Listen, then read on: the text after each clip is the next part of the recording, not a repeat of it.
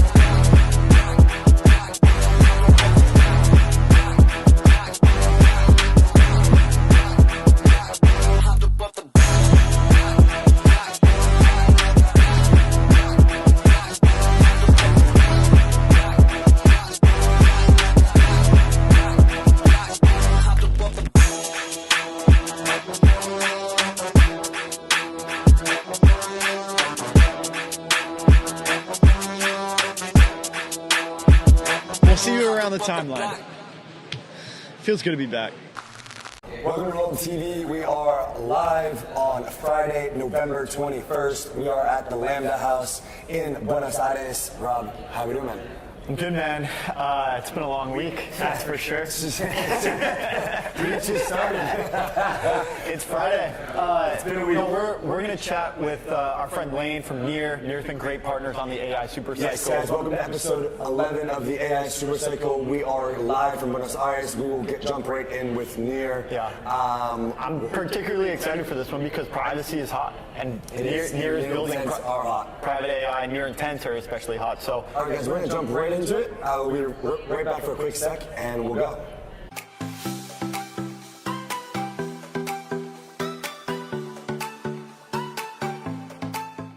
Not your keys, not your coins. From the team that pioneered cold storage, Trezor has just released its new wallet. Guys, if you are still using hot wallets in 2025, 2026, you are missing the entire point. Secure your coins. Get a Trezor at trezor.io.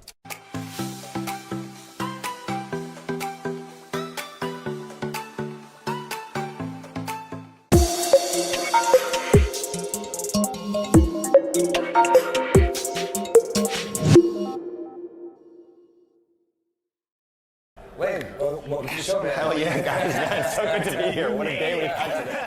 Guys, just teleported into Finally! Most exciting lead up to an interview ever. How's the city treating you? I love VA. I've been here before. My first time here was in 2018, very early in my crypto journey. I started in Ethereum in 2017. You guys probably know I was an Ethereum core developer back then, and I've always found Buenos Aires and like Argentines to just be like the smartest people in the world when it comes to crypto. Like they just woke up to it, they got it early on, and they've been like holding our hands and teaching the rest of us since then. My Bitcoin prophet, the guy who like held my hand and walked me on my personal journey down the crypto rabbit hole, a gentleman named Santi Siri. He's Argentine. I was able to catch up with him here, so I feel like I'm back in like the motherland. Yes. Where it all started. 100%. Very cool. Dude, privacy is very hot. Privacy's hot. Near intents are very hot. Yes. Zcash is hot. Yes. Zashi, the Zcash wallet. You guys had a chance to try it? Man, it's Yes, sick. It's shielding it so is good. incredible. So feeling. good. You guys have just, or they've just announced the ability to actually shield within the Correct. wallets now. Like 24 hours ago, a few days ago, it just happened. Yeah. Literally. Yeah. And so that's powered by Near Intents. Yes. Man, this journey of kind of like revival of this entire privacy category. I know you guys are coming at this from the agentic side Correct, too. yeah. What has this been like from the protocol perspective to see this growth? I mean, it's been like, I think there's almost $10 million in intense fees generated over the last, what I call a month or two. It's really growing. How are you feeling about this all from a protocol perspective? Yeah, that's a great question. I think first and foremost, from a personal perspective, it's been really exciting. It's like look, I've been doing this for like going on 9 years right now. It's been a roller coaster ride, and we've all had like moments in our career, especially when you've been doing this as long as I have, when you're kind of like, you're hitting pause and you're like, what are we here for? Is any of this working? Product market fit, meme coins and all this kind of stuff. Where's the like really important applications, the ones that are going to like improve lives for everyday people places like Latin America, like Argentina. And so I think that this like privacy explosion that's happened recently, it's just like a very long time coming. I mean, dude, so much love, so much respect to the Zcash team. They have been crushing it. They've been grinding longer than I have, longer than Near has. They're like as old as Ethereum, right? They're coming up in 10 years. They're really well deserved, and it's just like from a personal perspective, it's just given me a massive like influx of energy and passion for what we're doing. As an infrastructure builder, it can be hard too, right? Because we're grinding and building infrastructure that is kind of invisible a lot of the time. So, man, this Near Intense story, this came out of nowhere. Mm-hmm. I'd love to say that we like orchestrated this. I mean, there's always collaboration, there's always conversations going on, there's always some degree of kind of biz dev happening. So not that like Near didn't have any hand in this, but it's organic. It really is. Like, this is just a thing. It's just like a technology that was just in the right place at the right time. It found product market fit, or product market fit found us. And to be able to support projects like Zcash and privacy and stuff, I just couldn't be more excited.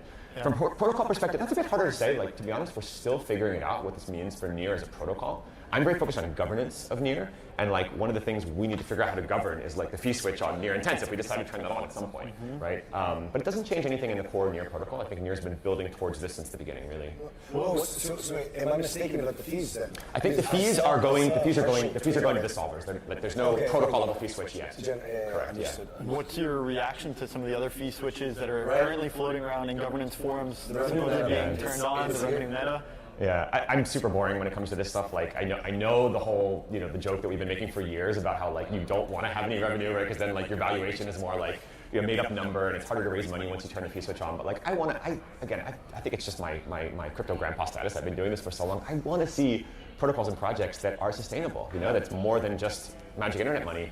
And like I was so excited when Hyperliquid pulled this off and like showed what was possible, right? So I think we're like following in their footsteps. So 100%, I want to see sustainable economics. So fee switches, I'm all for them. Yeah, and that's probably the front half of complete community value accrual mechanism. The front half is turning on the fee switch. 100%. The back half is what you do with the fees, right? Product market fit has found you guys, right?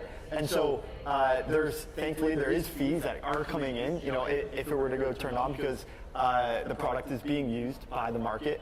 But the back half, how do you determine what the right place to send those fees are? What is the current governance structure on Near? And then what could that process, if it were to go to shareholders, what would that process look like? Yeah, excellent question. This is exactly what I've been focused on. So it's interesting that to note that years later, protocols like Uniswap are still struggling with this question, right? I mean, their airdrop was 2020, if I remember correctly, right? So 5 years later, they're still figuring this out with the governance token and everything. It just shows how hard governance is and how we're still like learning every day. The reason we haven't turned on a fee switch or even really had a really serious conversation about that yet is because if we do make that decision, we have to make sure, number one, that it is a community-driven decision, right, led by decentralized governance for a whole bunch of reasons. It's just the right thing to do. And number two, that we know what to do with the funding, right? So we started a year ago to create a new governance initiative for Near Foundation, Near Protocol, called House of Stake. That's the name of the project. And the stake is a holdover from a previous governance initiative, but it just refers to the fact that it's stake-weighted voting. So very common to what other folks are doing. And the idea of like House of Stake right now is doing some pretty big economic changes. We launched a month ago. We actually just a few days ago passed our first two proposals, which is really exciting. They are economics things. They involve kind of like incentives and rewards and things for validators and for people who are participating in governance. You guys are probably aware Near like a week ago, 10 days ago or something, we just cut our issuance in half, right? Which is a really exciting thing. So I think there's like a recognition on the part of not just Near, but a lot of proof of stake projects that, look, the honest thing, because I wasn't in the room at Near, but I was in the room at Ethereum when we were designing, the Rollup, the merge, right? Like the Ethereum proof of stake system back in the day. And I can tell you that like, it kind of looked like this. It's like core developers sticking their finger in the air saying, okay, it's like finding Goldilocks spot. 10% issuance feels too high, 1-2% feels too low. Let's take 5%, 7%, 8%, whatever it is. But here we are 5 years later, and we're like, all right, like we have real economists in the room now. We like know that we can do better. So that's kind of what motivated the Near, switch. Solana's talking about it. AVAX is talking about it. They all are. I haven't answered your question. Like as for what we do with those fees, I mean, they should be invested in the ecosystem, right? What that means is a question that's going to, get a different answer in each ecosystem. In the case of Near, we are very focused on product. Yeah, we've had this massive kind of pivot, I think this wake-up moment a few months ago where we realized that we're not against grants, we're not against sponsoring events and things like that. Veneer's done a lot of those things in the past, but they haven't always produced the ROI that we wanted them to. And so we just feel that like the right thing to do is really double down on product. We hired a bunch of amazing product people from Silicon Valley lately. We're focused on a lot of the near AI kind of product-related work. So I personally would like to see a lot of those funds flow into product. And so to double click on that, right? You're investing in product. This is the AI Super Cycle show, and so naturally you guys are building AI, and you're here on the show. And so what would in flowing the value from the fee switch into an AI product? What could that look like? Is it paying to train models? Is it incentivizing certain usage of the models?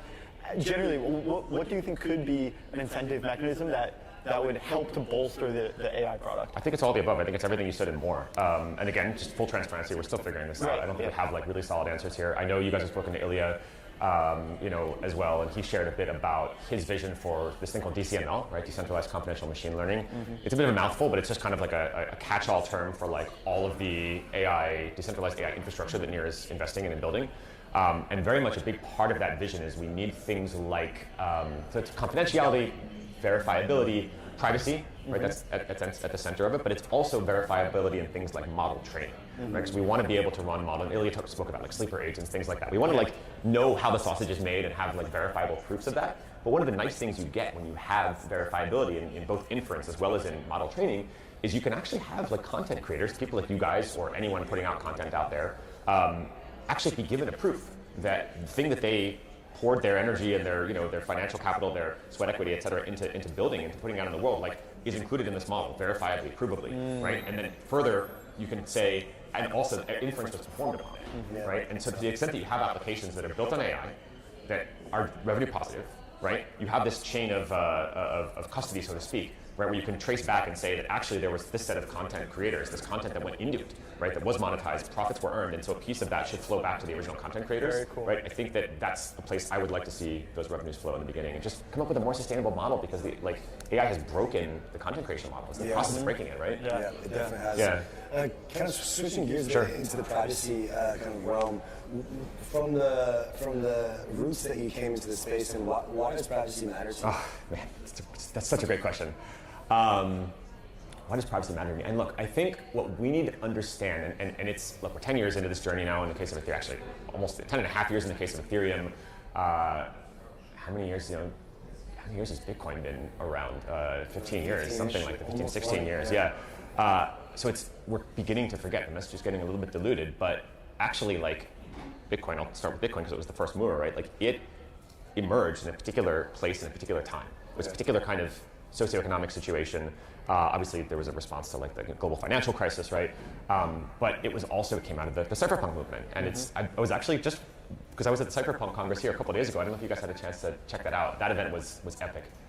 Really, just this massive revitalization of energy into kind of just reminding people why we started, what cypherpunk values are. Right? Cypherpunks were a movement in kind of the 90s, into the 2000s. A group of people who were deeply mistrustful and suspicious of governance and governments, who deeply believed in privacy and the right for everyone to kind of communicate privacy, have like financial, transactional privacy, that kind of thing, and personal responsibility, right? And those are values that, really, like, again, that's just the cultural milieu in which Bitcoin was born. I think it's just important to remember where we come from, and Ethereum inherited those values from Bitcoin. But again, over time, they've kind of come a little bit distilled, a little bit kind of watered down, right? We're kind of on the third or fourth generation of projects now. It's just important to have events like the Cypherpunk Congress to remind us of that. Yeah. And I'll just throw out there a personal reason as well. My father's a Holocaust survivor, and I think a big part of my life story is kind of, how do we build better human systems, better human institutions to kind of prevent, government overreach, things like that, from happening again. So I think I share the cypherpunks kind of mistrust of like strong centralized systems and centralized governments. I realized this, it took a while to realize this, but it's a big part of my motivation for why privacy matters so much to me. Yeah. Man, we gotta let you go, man. We'll do it again. It's been a hell of a day so far. For sure. Thank you, man. So good. Thanks for having me here. Cheers, man. Good stuff, Thanks for coming on. Of course, anytime. Appreciate it. All right, guys, let's take a quick break and Hell yeah. back in a sec.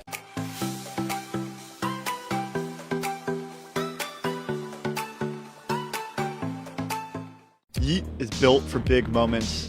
most fun you'll ever have with your crypto. Go to yeet.com to yeet into your next game.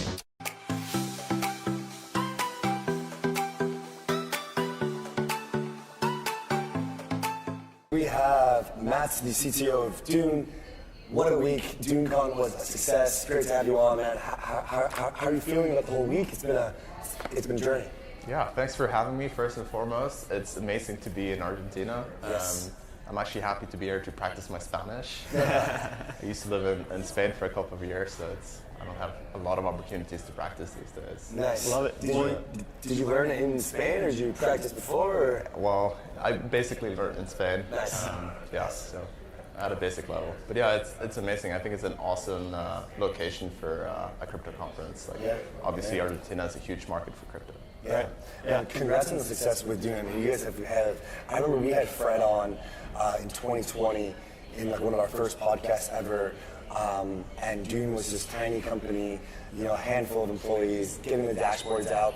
DeFi Llama, Dune, and DeFi Yield.info, I think, was like the whole it was like the yield farming trifecta. Sense has obviously grown into this massive operation. Fred has left his home country, has made an entire personal brand around this idea of being an entrepreneur, going where they treat you well. Now, obviously, you guys are hosting your own events. You've made some big headlines this week. Maybe you can talk to us about the growth of Dune and kind of what this week has meant for you guys, as well as just the last couple of years. For sure, yeah. It's been 5 years since 2020, I think. Dune sort of almost came to be and came to Dune, what you know of Dune today, came to existence in 2020 with DeFi Summer, really. Dune sort of exploded and went from nothing to something. Basically, everybody has a relationship to Dune through dashboards or X or whatever today. It's been a long road, I think. Today, this week we announced a bunch of stuff that brings Dune more into critical workflows and less of dashboards. So with our suite of connectors, we're really trying to be more important to businesses. Instead of just powering a dashboard, you power a workflow, you power an application, you power an agent, stuff like that. That's really the journey we're on right now. Cool. Very, very cool. So basically, this idea of going from, let's have these public, verifiable on-chain dashboards to now let's take this information and this data and actually use it as part of a broader workflow for either agentic commerce, for on-chain actions, just basically getting your data more integrated with specific protocols on-chain. Exactly. So the user-generated dashboards aren't going anywhere. They're, amazing. You can go from nothing to basically, a full-on live updated dashboard of anything that goes on-chain across I think 120 blockchains on Dune today. So it's really, really powerful. And the thing that we're excited about is that there's this dual need for data. One is a protocol or a chain or a business has a need to communicate with data externally, but also have a lot of internal needs. So for Dune to be that one-stop shop for all those data needs is... And you're effectively turning this data programmable. And so now there's certain triggers that can be generated or performed, actions taken out on-chain. What are some of the ones you're most excited about? You mentioned AI. Where do you think there's currently a gap in the market for this? Yeah, that's a great question. So one thing that we've seen is the fact that there are 100 chains today makes it actually very complicated to support them at the application level, not just for AI or wallets, but also at the DeFi layer, at the app layer.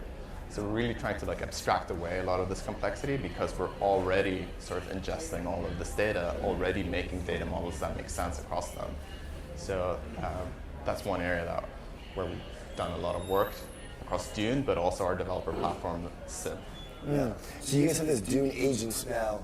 It's reminiscent of Microsoft Copilot, if you've seen that. Yeah. Is this the first step into getting actually an agent assistant operating on chain with me? How do you guys kind of see that playing out? Yeah, that's a good question. So I think Dune, like many other companies, are sort of experimenting and trying to understand how AI will impact both the product and the business model and just the future, really. I guess where my head is at now is that we just announced this week the upcoming like model context protocol for Dune. So maybe the AIs actually will live more in your operating system, but it will know how to use Dune because we expose the tools. It'll be trained on Dune. Yeah. So that I think is basically the direction that AI is taking. It's like less embedded into the app and more at the like user or operating system level. So we're trying to like essentially figure out where it makes the most sense. But I'm really excited about like personally like all the code I write is AI assisted, right? Yeah, of course. Why would SQL be any different? Yeah. Have you guys thought about launching your own blockchain? We've toyed with the idea, but okay. never really gotten to a place where it would make sense. Where it makes sense. Yeah. With this agent and generally the abundance of data that you have on Dune, everyone's looking at Dune dashboards and they're thinking, okay, TVL, these are several activity throughput, all of these things make up sort of the performance of a blockchain and stats that the industry is keeping tabs on. What are some metrics that you guys keep tabs on internally to make sure, okay, is it number of dashboards, is it the amount of requests? How are you tracking the growth of Dune, and what are you seeing in your own internal metrics? Yeah, that's a great question. So we track a lot of the underlying, let's call it like infrastructure usage. So we care less about like how many people visit the site or look at dashboards. We care a lot about how many people are basically powering like apps or workflows via the API.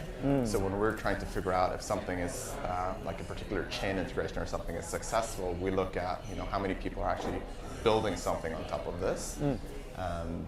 But on top of that, there are also metrics like the number of queries, the number of dashboards, the number of visitors. Like you can really, I think you can basically proxy the market cap of chains through the page views on Dune in a sense. Like you can really see the same trend, so to speak. Are there programs or connections that you currently have in production that are running, or as a result of this announcement this week, are there any that you have planned that you'll come out with over the next few weeks to months? So the big one that we're really excited about is our DBT connector. It's a little technical, but essentially it means that you can use Dune as your own data warehouse to like import data, transform it, and use it alongside all the crypto data that's already on the platform. Which means that Dune essentially goes from being, more of a tool where you play with pre-made data to something that you can make your own. It becomes like almost like a competitive tool to like a Snowflake or a Databricks, essentially. Yeah. You guys have been doing a lot of data for prediction markets. Lately I've seen so many dashboards for different prediction markets. What is your personal stance on prediction markets being this new news? How do you feel about kind of like Kalshi, Polymarket, their growth? There's so much activity on both of them, and you can see the growth on Dune. What's kind of your personal stance on prediction markets, and how does that correlate to Dune, and kind of like what percentage of the traffic, like are a lot of people interested in that? And like curious from your personal as well as from Dune's perspective. Yeah, I mean, I think it's clear that crypto is very narrative driven, right? We mentioned DeFi Summer when Dune came into existence, then there was NFTs, then there were meme coins, and then I think like stable coins and prediction markets are like the current thing. Well, actually we have like L2s and rollups and chains for a while as well. I mean, it's still a thing. But prediction markets is a huge narrative right now. We have like Google basically go out and say we're going to integrate this into search results, which is really, really interesting. I'm bummed because I bet a few $100s on Dune actually winning the Uni Cup on Sunday this week, but we didn't make it. But personally, like, I don't know, I think it makes total sense. There's a liquidity. The only thing is like we need a lot of liquidity, right, in order for it to be super useful and like accurate. Yeah. But yeah. Yeah. Awesome. Well, I don't have much else for you, Nats. I know we. Yeah, I mean, just any reflections on Buenos Aires this week, Dune, just where are you guys headed next? Reflections on Buenos Aires. I think it's been an amazing week. There's, I think, 25,000 people here, which is my reflection is when I got started in crypto in 2018. We were 200 people at Berlin. Now you go to an event, it's 25,000. Yeah. It's a whole different industry. We have players like Stripe and other fintechs, institutions that are making real entries into crypto. I think that is an incredibly bullish time to be in crypto. Yeah, it is incredible. Thank you so much for coming on, man. Thanks for having me. It was a pleasure. Yeah, cheers. See you next time. All right, guys, we'll be right back.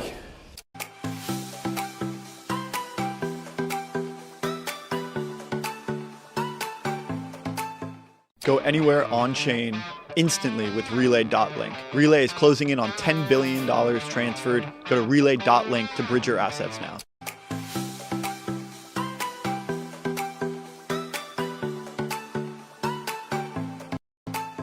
How's Buenos Aires treating you?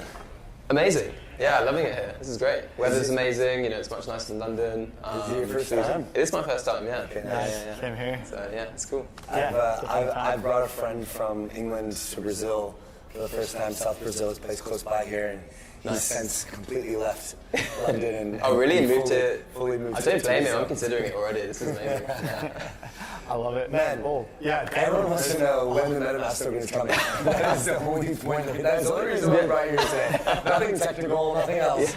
Yeah, rumor mill says Q2 2026 airdrop. Is that what the Polymarket says? We'll have to double check. Yeah. Polymarket knows best. I don't know. See. I don't know. Man, Ethereum has shifted towards this massive product-focused mindset. The EF has completely changed its stance on just supporting builders, gone from kind of like this very kind of autonomous organization to more like this top-down, trying to create a structure. How has that been from the consensus perspective, from the Linea perspective? What is this shift from the EF? What does that mean for Ethereum, for consensus? How does this kind of played out from your perspective? Yeah, I think it's incredibly positive. I think I put a tweet out the other day, and I was thinking, back maybe a year ago, right? You had John Sharp saying, Ethereum is missing its North Star. And I remember responding to being like, Ethereum is just missing a product manager, right? Someone just to kind of take the reins and say here's the product direction, here's our users, our target customers, here's the problems they're facing, and here's how Ethereum can actually work for them and solve those problems. And I think, since the kind of changes of the EF over the last 6 to 12 months, you've seen that shift, right, from a sort of technology mindset of let's just build the coolest thing to a product-focused mindset. And I think it's been great for Ethereum, it's been great for Linea because we're a layer 2, we are a customer of Ethereum. So yeah, super positive. And yeah, from a consensus perspective, obviously consensus mission is to make Ethereum trustware meet global scale of everyone in the world, and I think the Ethereum Foundation being a key part of that is obviously super great. Yeah. We have an abundance of L2s, all of them, purpose-driven. Some of them are general purpose. With the expansion, it seems like we get a new roll-up, pretty consistently. How does Linea stand out? How does it differentiate itself? Yeah, so I actually have a bit of a thesis, right? I think there's a new era of layer 2s. Okay. So I think we had the first era, right? It was all about building the rails, just proving that we could extend Ethereum, not replace it, 5 years ago. We then entered what I like to call the scaling era. It was all about being faster, cheaper, more efficient. That efficiency has a ceiling, right? When everyone's fast and cheap, what's your differentiation? And we're now going into this new era, and I don't know what to call it yet, but I think of it as the sovereign era. And basically it's less about infrastructure and more about L2s being economies, network states, where the economics work. So when you look at it from a P&L perspective, on-chain revenues need to exceed on-chain expenditures. Yeah. And I think the L2s that are going to survive are the ones where they're thinking about how to grow as a sort of a network state with real income, and the citizens themselves are actually getting productive capital. This is one of the reasons that L2s are incredibly great from an architecture, because if you look at the alternative at layer 1s, they're earning less than $100 in fees in 24 hours, and they're spending millions of dollars to validate, to secure the network. 100%. L2's P&L looks much better than that. Yep. And so we're really differentiated because from that mindset, right? What's Linea's revenue stream? So obviously there's transaction fees and MEV. We actually have this unique feature called native yield, right? So on the deposits in the ETH bridge, that ETH gets staked. The yield generated is then income to the network.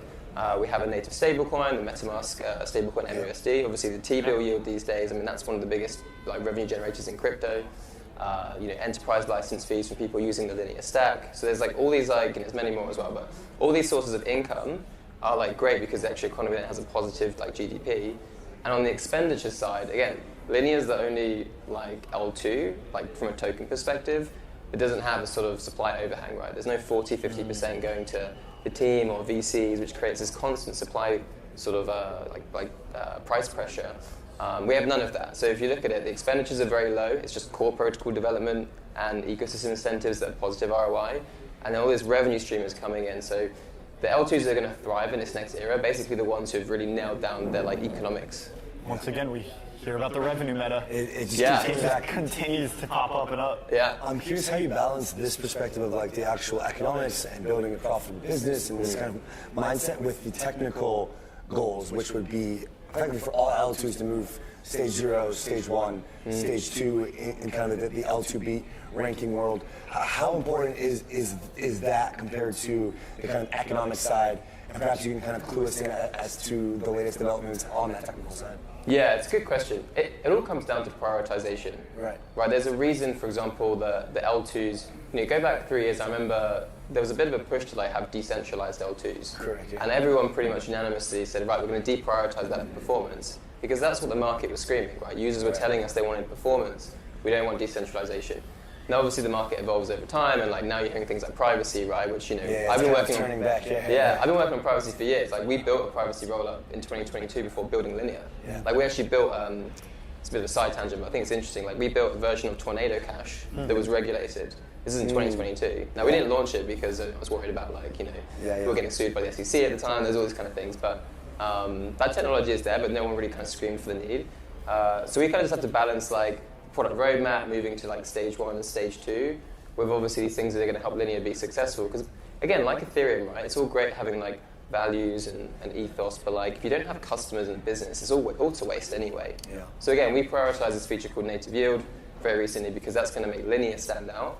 And then there's other things like stage 2, for example. Linea is actually one of the only stacks that is going to be very easily made as a native rollup because of the approach we took to the ZK EVM. Okay. So one of the unique things about the tech that's probably worth visiting is like we're still the only ones that actually directly arithmetize the EVM for the ZK EVM. Everyone else is like RISC-V, ZK EVM abstraction.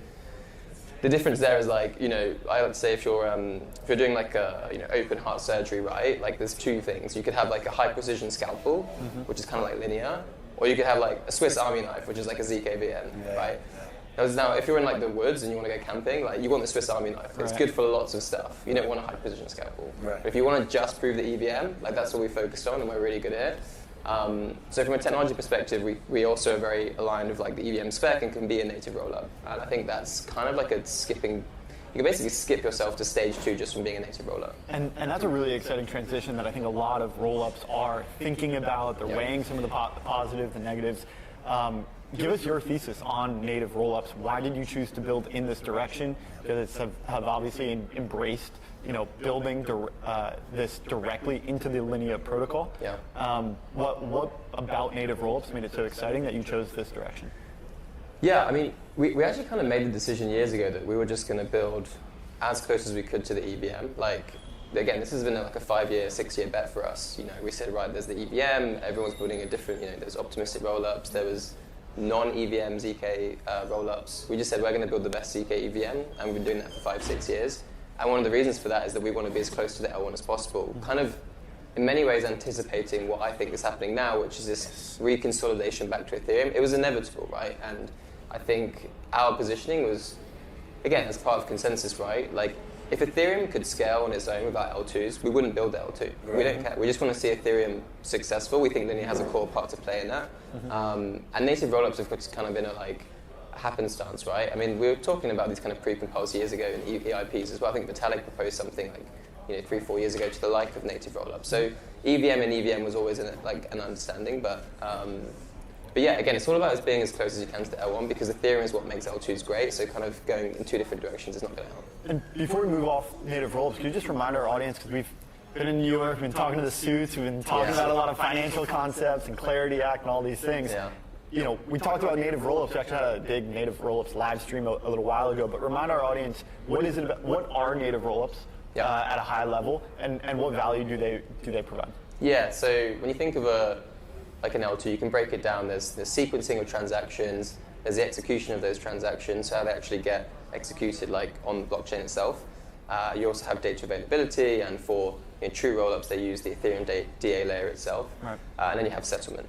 And at least for basically what you're doing with a native rollup is the execution part. Today it happens like on the L2 itself. Mm-hmm. With a native rollup, there's a new pre-compile. It's called the execute pre-compile. It's still being worked on, so there's lots to kind of figure out. But that basically takes the execution of the rollup and does it inside the layer one. Right? So now the layer one Ethereum is the one that's executing the order transactions. And that is really interesting because it's almost like a modular approach to like a computer, right? The sequencing can be a based rollup, it can be a decentralized L2, it could be a centralized L2. The execution is what's happening inside the EVM on layer one. And that's really cool because all of a sudden, you don't have to have separate upgrades to the Ethereum itself. You don't have to have security councils, which is a kind of, attack vector. So when you're talking about institutions, right, they love the EVM. But whenever I talk to them, like for them, this is 10 years of billions of dollars of R&D. Great, give me the EVM. Vanilla is what you can. Then they see all these things around like, trust assumptions to security councils. So to be able to say, right, Ethereum's executing your transactions, and there's no like, security council, like a bunch of people who might be anonymous, might not. That's also really attractive for them. So just removing as much trust as you can. And one more follow-up. If we're moving execution from L2s back to the L1, won't we see congestion? If we see a lot of activity all at once, and all of that is occurring on L1, even through native rollups, why won't that spike gas or cause a lot of congestion on the network? Yeah, I mean, it's a good question. Like, there definitely could be, again, bottlenecks like from that design for sure. I think it depends on how many native rollups there are, like how much throughput's coming. I tend to not worry about that. Like if we have that problem, it's a good problem to have. I think the more like pressing issue is like actually finding valuable things for people to do on chain that are sustainable. So yeah, I think if we do have native rollups and they're causing like like bottlenecks, then we'll kind of cross that bridge when it comes to it. Got it.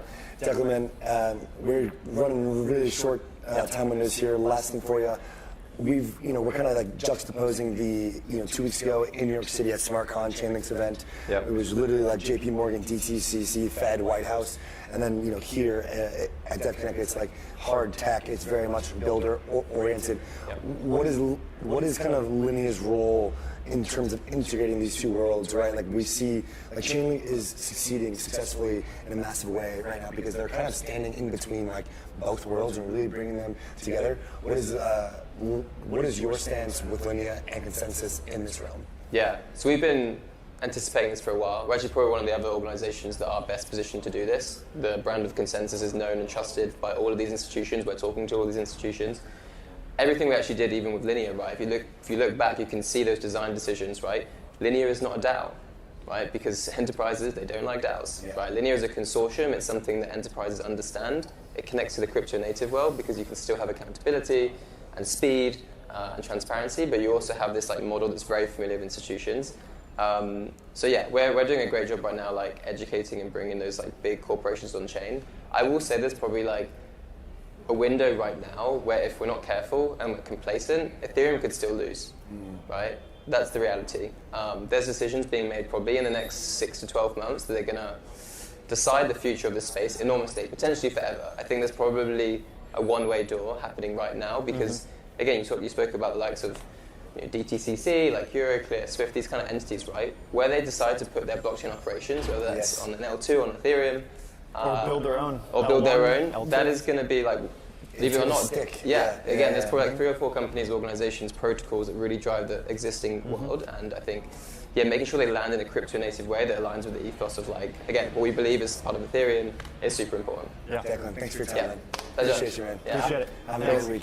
Cheers. See you next time. Yeah, I'm enjoying it. I like the technical talk. It's that intersection. Cheers, and thank that you. is the focus. It's that intersection of. I appreciate it. It is the smart contract, it is the suits, it is the institutions, and it is the. But it's where the suits land because it feels like they've maybe been flying into this hurricane, into this world for years. They've been doing research, and now it's finally time for them to pick where they're going to put their roots and establish themselves on chain. The table is being set. Yeah, exactly, and everyone's entering the room and taking their seats. So we'll see where everyone shakes up. Let's do a quick commercial break before coming back with our next guest.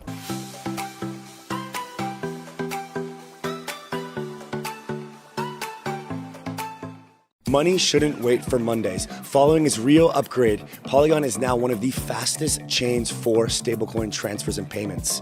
Visit Polygon Technology to learn more.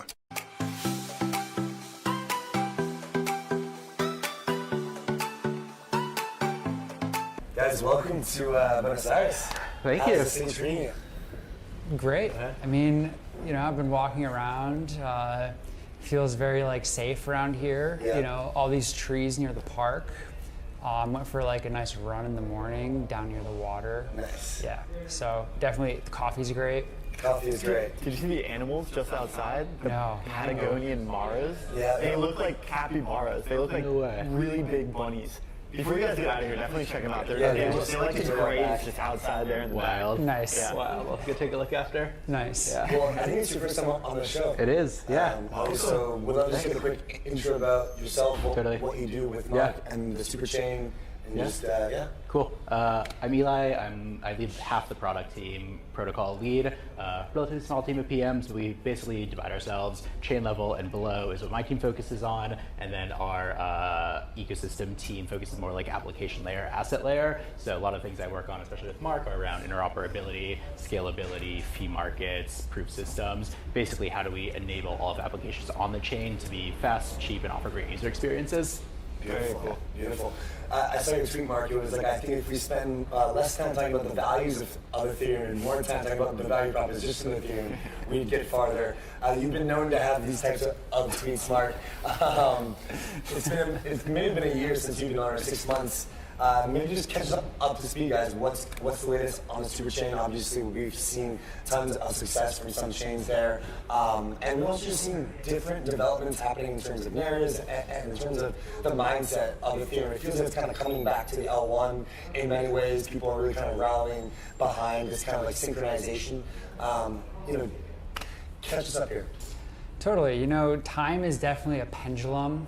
And these narratives, they come and they go, and there were times where everyone was trying to build on L1, and then we saw the fees spike. It's pretty crazy. We haven't seen fees really spike At all. Yeah. It's been weird. A little bit during 1010, but it really didn't spike as much as what we were used to 2020 days. My hypothesis there is that it has to do with the block times. We need to make shorter block times because everyone at this point is just so used to milliseconds like what Solana gives you. Right. Yeah.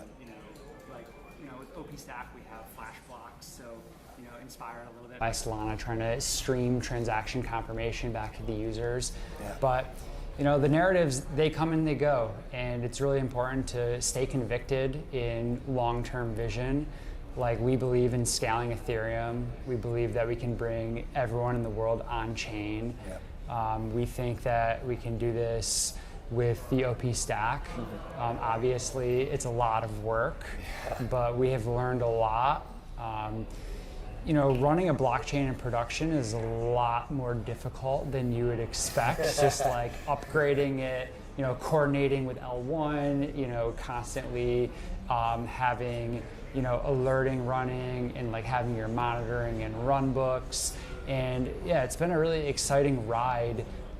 Really defining the product and really understanding who the users are, and understanding how we go from where we are and coming up with a great plan to try to bring the world on chain. Yeah. So I think there's two kind of juxtaposed forces happening right now in the Ethereum world. You've got the one side, which is what you're saying, Mark. It's the users, it's the products, it's the kind of revenue, it's the economic side of making this make sense, right?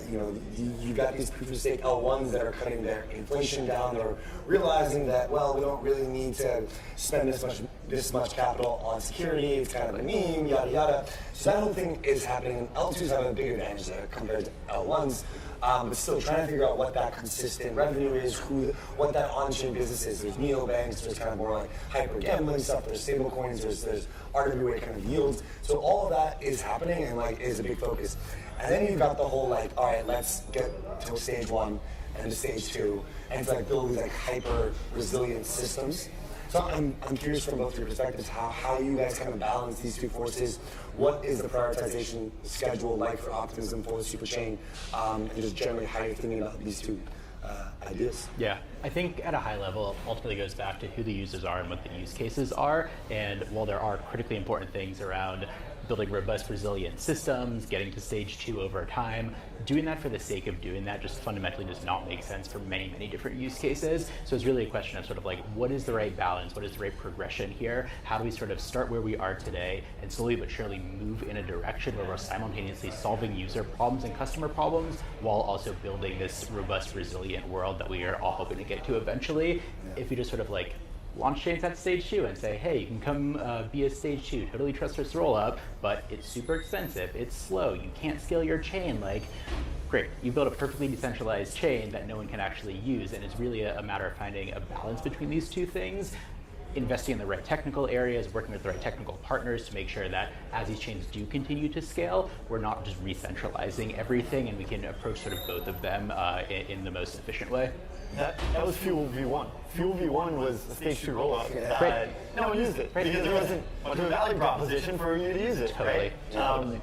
And so, that's certainly what the right way to think about it is. How do you navigate that? How do you pick and choose, these are the things that we're going to prioritize at a certain time? It's ultimately a matter of listening to our customers, and in this perspective, a lot of our customers we're talking about chains here. So for various different reasons, Base has perspectives on things, Unichain has perspectives on things, World has perspectives on things, and it's a matter of just like talking to them, really understanding what their motivations are, why they care about these things, what they're hearing from their users, who are application builders, who are asset issuers, who are whales, who are retail users, and finding the right balance of how we can help them move their businesses forward and solve their problems. I think a lot of people forget that some of the most successful rollups are on the superchain. Like you mentioned, Base, World, and Unichain.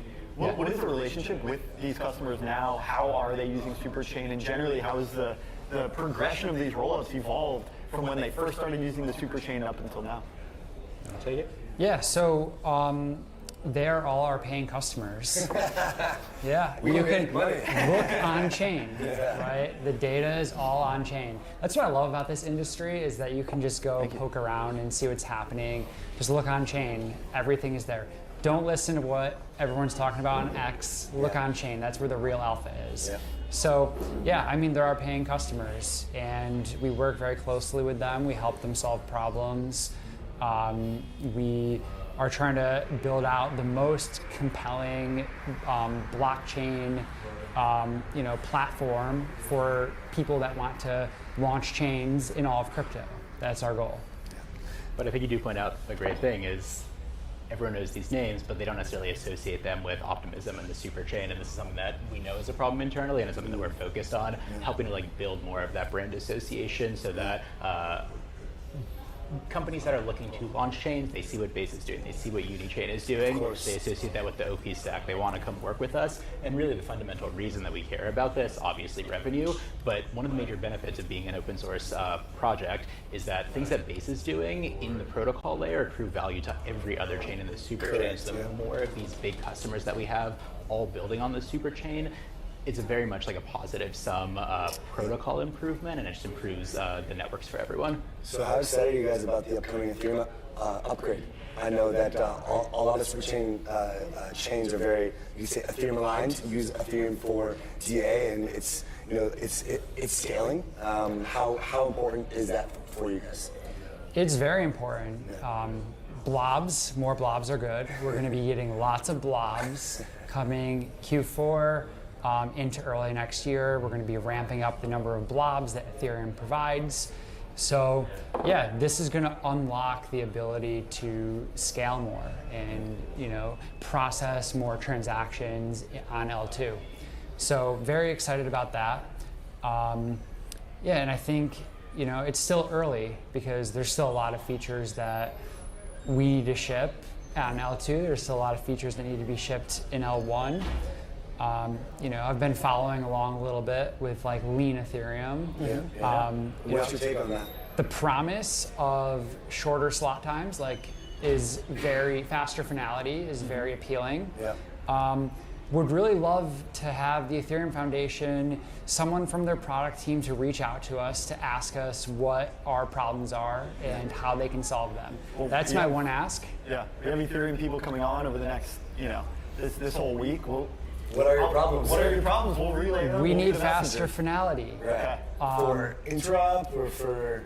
Interop is just a cherry on top, but generally, our customers are choosing to go with all L1s. One of the major reasons is faster finality. Right. And obviously, everything is trade-offs. Correct. But if Ethereum could offer some faster finality mechanism, even if it's like a softer, faster finality, that would be a huge win for winning more all L1s to L2. Yeah. Because the reality is a lot of these potential chain customers, they don't really understand the trade-offs, and they need to be educated.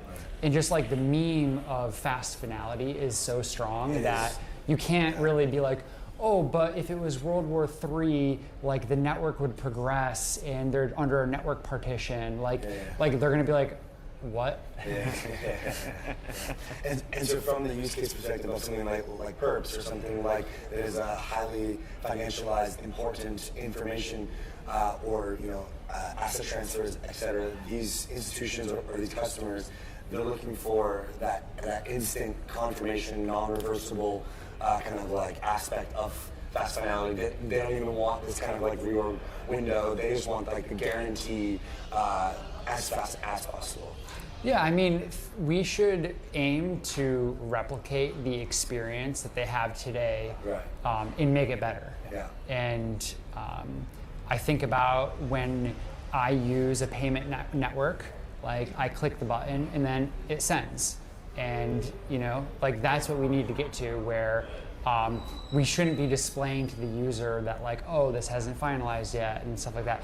Like, let the infrastructure layer under the hood handle that. Let them be exposed to the risk, like the solvers, like that's their job. And then above that, to the humans, to the users, they just get like a nice, instant confirmation.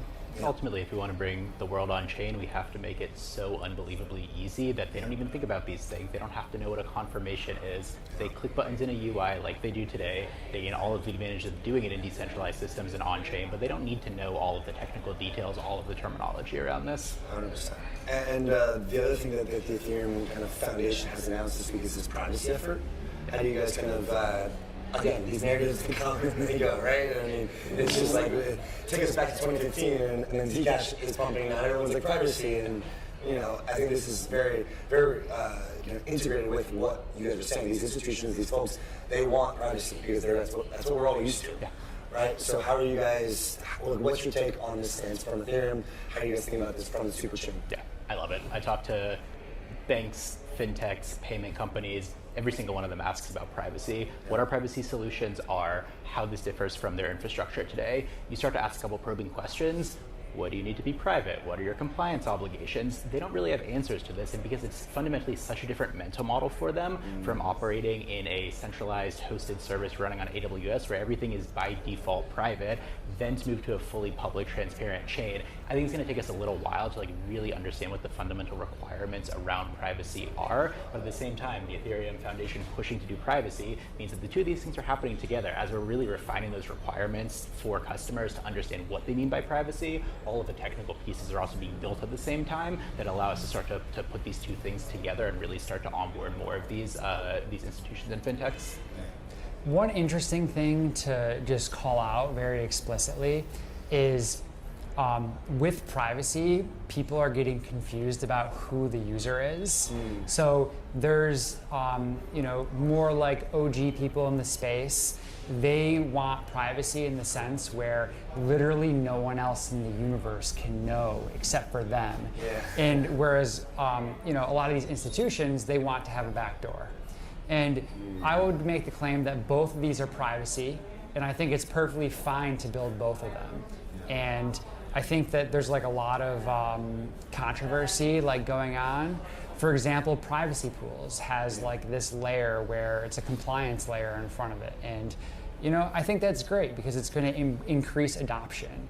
But at the same time, if you're building something that is immutable, like trustless, completely hardcore, I think that's great too. But there's just like this trade-off in the user experience, and ultimately the goal is to get crypto adoption. And a lot of people in the space, they build for worst case scenarios, and we definitely need that. But at the same time, some people are building for average case. Right. And I think that's going to be like the big distinction in a lot of networks and applications over the coming years. Ethereum is always building for the worst case. Right. And that's why it's a lot slower than, say, other networks. Yeah. So yeah, I'm excited to see what sort of cool apps there are to use in the future. Eli, Mark, last thing for you, we're on a tight time here. I'm sure you guys are slammed. What is the 2026 roadmap for the super chain, for Optimism? What is the big goal? What swings are you guys taking? You want to go first? You take it. I think there's a couple things.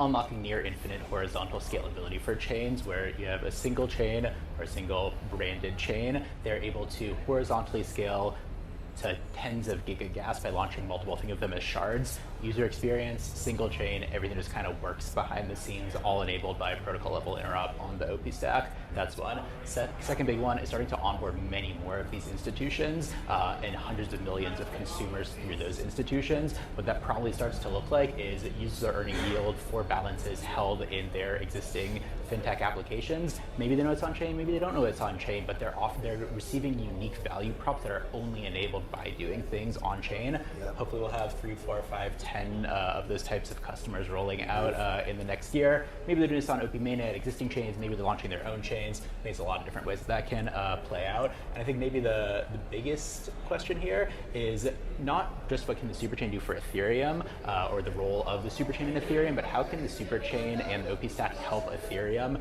expand sort of its role in the world? Right. We're not living in a world where Ethereum has already won. There are all L1s launching. There's Solana. How does the superchain and the OP stack help Ethereum really to grow the entire ecosystem? Yeah. And Mark, what are you most excited about 2026? Yeah, I mean, I am most excited about, it seems like it might be a bear market. So I'm kind of excited about like things to calm down a little bit and getting rid of all the noise and being able to really focus on building the things that drive the next, bubble. Yeah. That's how it always plays out. What noise? You mean like Tom Land's CBC? Or you mean like Iggy's launch of Bitcoin or Trump? All of this. Which noise? All of this. All this and above. Yeah. And, when the market settles, everyone leaves crypto, then, we'll be here, we'll be building, and, the goal is to build the most compelling blockchain framework so that the next killer apps launch in the superchain, right? Why did Hyperliquid not launch on Ethereum?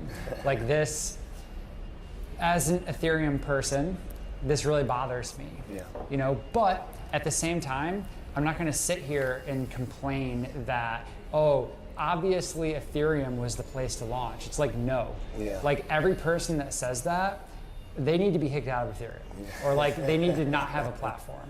Because we need to be paranoid. We need to remember that we have not won. We need to keep working. We need to like focus.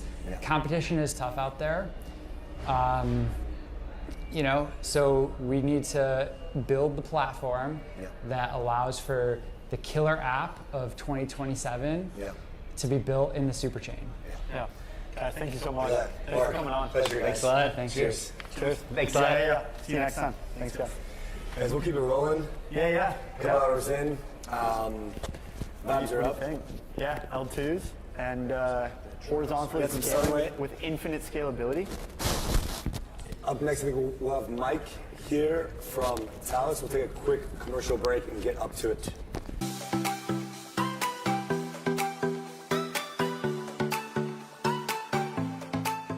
Kalshi is the world's largest prediction market. You can trade on anything in all 50 states. Go to kalshi.com to trade today.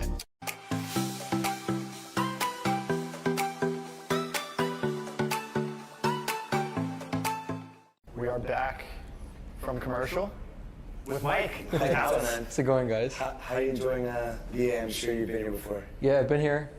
Languages, welcoming, speaking Spanish, just good food, good people. It's a nice place. Have you been spending time in Panama? Yeah, I've been spending most of the time there recently. This year, yeah, and then traveling, every conference. So it's been quite a ride recently. Like a lot of the things that you were talking about 6 months to a year ago have started to pan out. AI, prediction markets, a lot of these things. What have the last few months been like? It's been crazy, man. I think just the uptick in how we've seen people just integrate AI systems into their workflows, or even just start thinking about making DeFi protocols have AI in them. I think we discussed this back in February, March of last year, and so it's been quite crazy to ride that wave, and we're just capitalizing for what's coming up next. Yeah. So you guys are getting ready to launch your token, getting ready to kind of take the next step as a network. Also, great ticker. Yeah, you like it? It's awesome. Yeah, it's America alive. It's also like a very together community feeling. Yes. And it's the end of Talus. So it is the end of Talus. It's the end of Talus, but it's also the beginning of Talus as a token product. What is the kind of state of the agentic workflows within Talus? What sectors are you guys most focused on implementing right now? Catch us up and our audience a bit about some of the progress. Yeah, of course. As our core, our technology is a decentralized automation framework. You could think about it as an N8N or Zapier, but on Web3 rails. The idea is that you could put in multiple tools to work together, whether they're on-chain services like any type of smart contract, or even off-chain services like Twitter, Stripe, Discord, Telegram, whatever you might want to do. And the overall idea is to bring the workflow execution of the agents on-chain. So as a developer, you could piece all these building blocks together and then just run a workflow, have it run in decentralized rails, continuously. We saw today Cloudflare went down, all these services went down, ChatGPT was down. Yeah. So it's another reason of why we want to have AI in decentralized systems and just run indefinitely with guarantees. In terms of what we're focusing on, workflows, we have always been heavy in DeFi. We think that automation in DeFi, as more assets come on chain, it's going to be more and more prominent. Then we also have been thinking a lot in terms of AI entertainment and how you can put agent versus agent competitions, and how people can get entertained by seeing agents interact, and even just speculate on the outcomes of these games. Yeah. We've had automation for a while, right? Talus is using this, but also using AI agents. We had Dune on earlier that was similarly talking about making some of the data programmable and also implementing this into agents. How are you planning on extending this? What role do prediction markets potentially play? Generally, what is the value proposition here that you want to communicate to end users?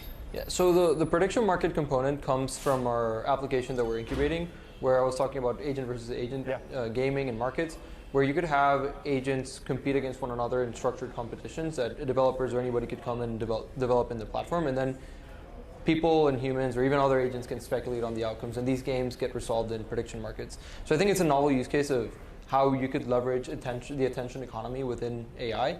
And that's mostly it in terms of this PMs and how we're approaching it as our application in the go-to-market scene. And we've gotten a lot of traction on that. A lot of people, IP brands, are excited about seeing this come together, and we're building games with them, making sure that we have an ecosystem of builders that will eventually bring network effects to our underlying framework and infrastructure. Yeah. So this Nexus kind of platform that you guys are using for all these agents, what is the kind of partnership side of things, or who you need to collaborate with to make this kind of fulfilling your vision? Who are the partners that you're working with? So it's interesting because a lot of people just build infrastructure and they hope partners will come. Yeah. We took a different approach where we said, okay, probably nobody's going to know how to build something on our tech better than us. So we're going to build it ourselves. We're going to show people how it's built, and then eventually this will have network effects and accrue value to our underlying platform. So on the, say, consumer side of things, we are partnering with gaming brands, IP brands that want to bring monetization to their IP or even existing assets. And then in terms of the infrastructure itself, we're also talking to multiple projects on the SUI ecosystem, like Nodo, like Zo, who want to build DeFi augmented protocols. You have a pool that needs to be rebalanced with AI, but you want this to be decentralized and have transparency for users. So we're actually making sure that they can have decentralization end to end on our platform. Yeah, and you guys are using the Walrus platform. Yes. Is that correct, to store some of the data or training data? Or? Yeah, so Walrus is a decentralized data storage solution. Because we're mostly Sui native, our smart contracts are on Sui, or tokens going to be on Sui. We're definitely going to have a lot of interoperability with the overall Sui ecosystem. So we're leveraging Walrus to store all this agent metadata, agent brains, or even outputs that are going to be expensive to store anywhere else. Traditionally, blockchains are not built for storage, mostly for transaction-based assets, and we definitely want to see agents go beyond that and actually create content, store this content for later use, share content, monetize it, and so forth, and that is all enabled by Walrus. Yeah, got it. So post-token, what is the kind of objective for Talus, right? Obviously, that's kind of a milestone in and of itself. What does 2026 look like for you guys? How do you plan to kind of reignite the community, reignite the product, keep shipping? Like, what does that actually look like? So first things first, like shipping, number one, making sure that we're always shipping, always making sure that we get things out the door.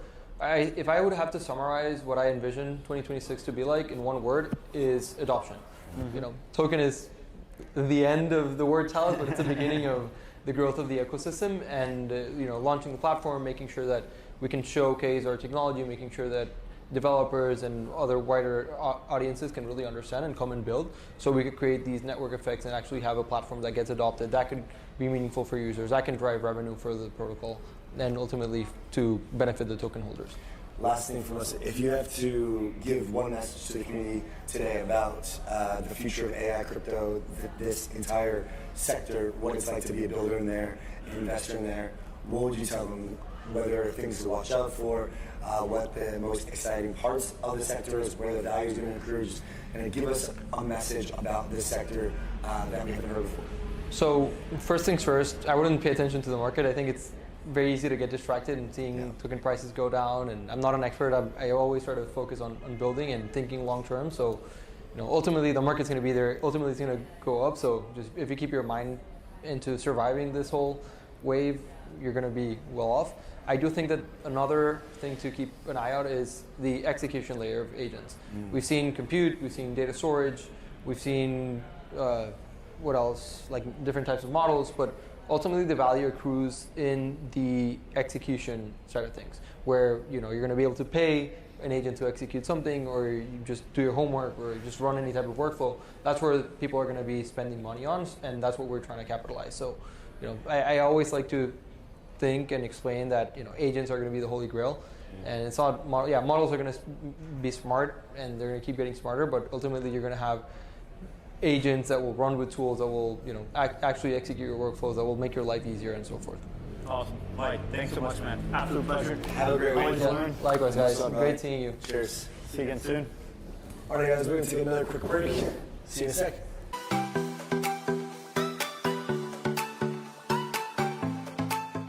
Talk to AI like your lawyer or your doctor or your therapist. Yours, private, and here today. Visit near.ai to have a fully private chat experience.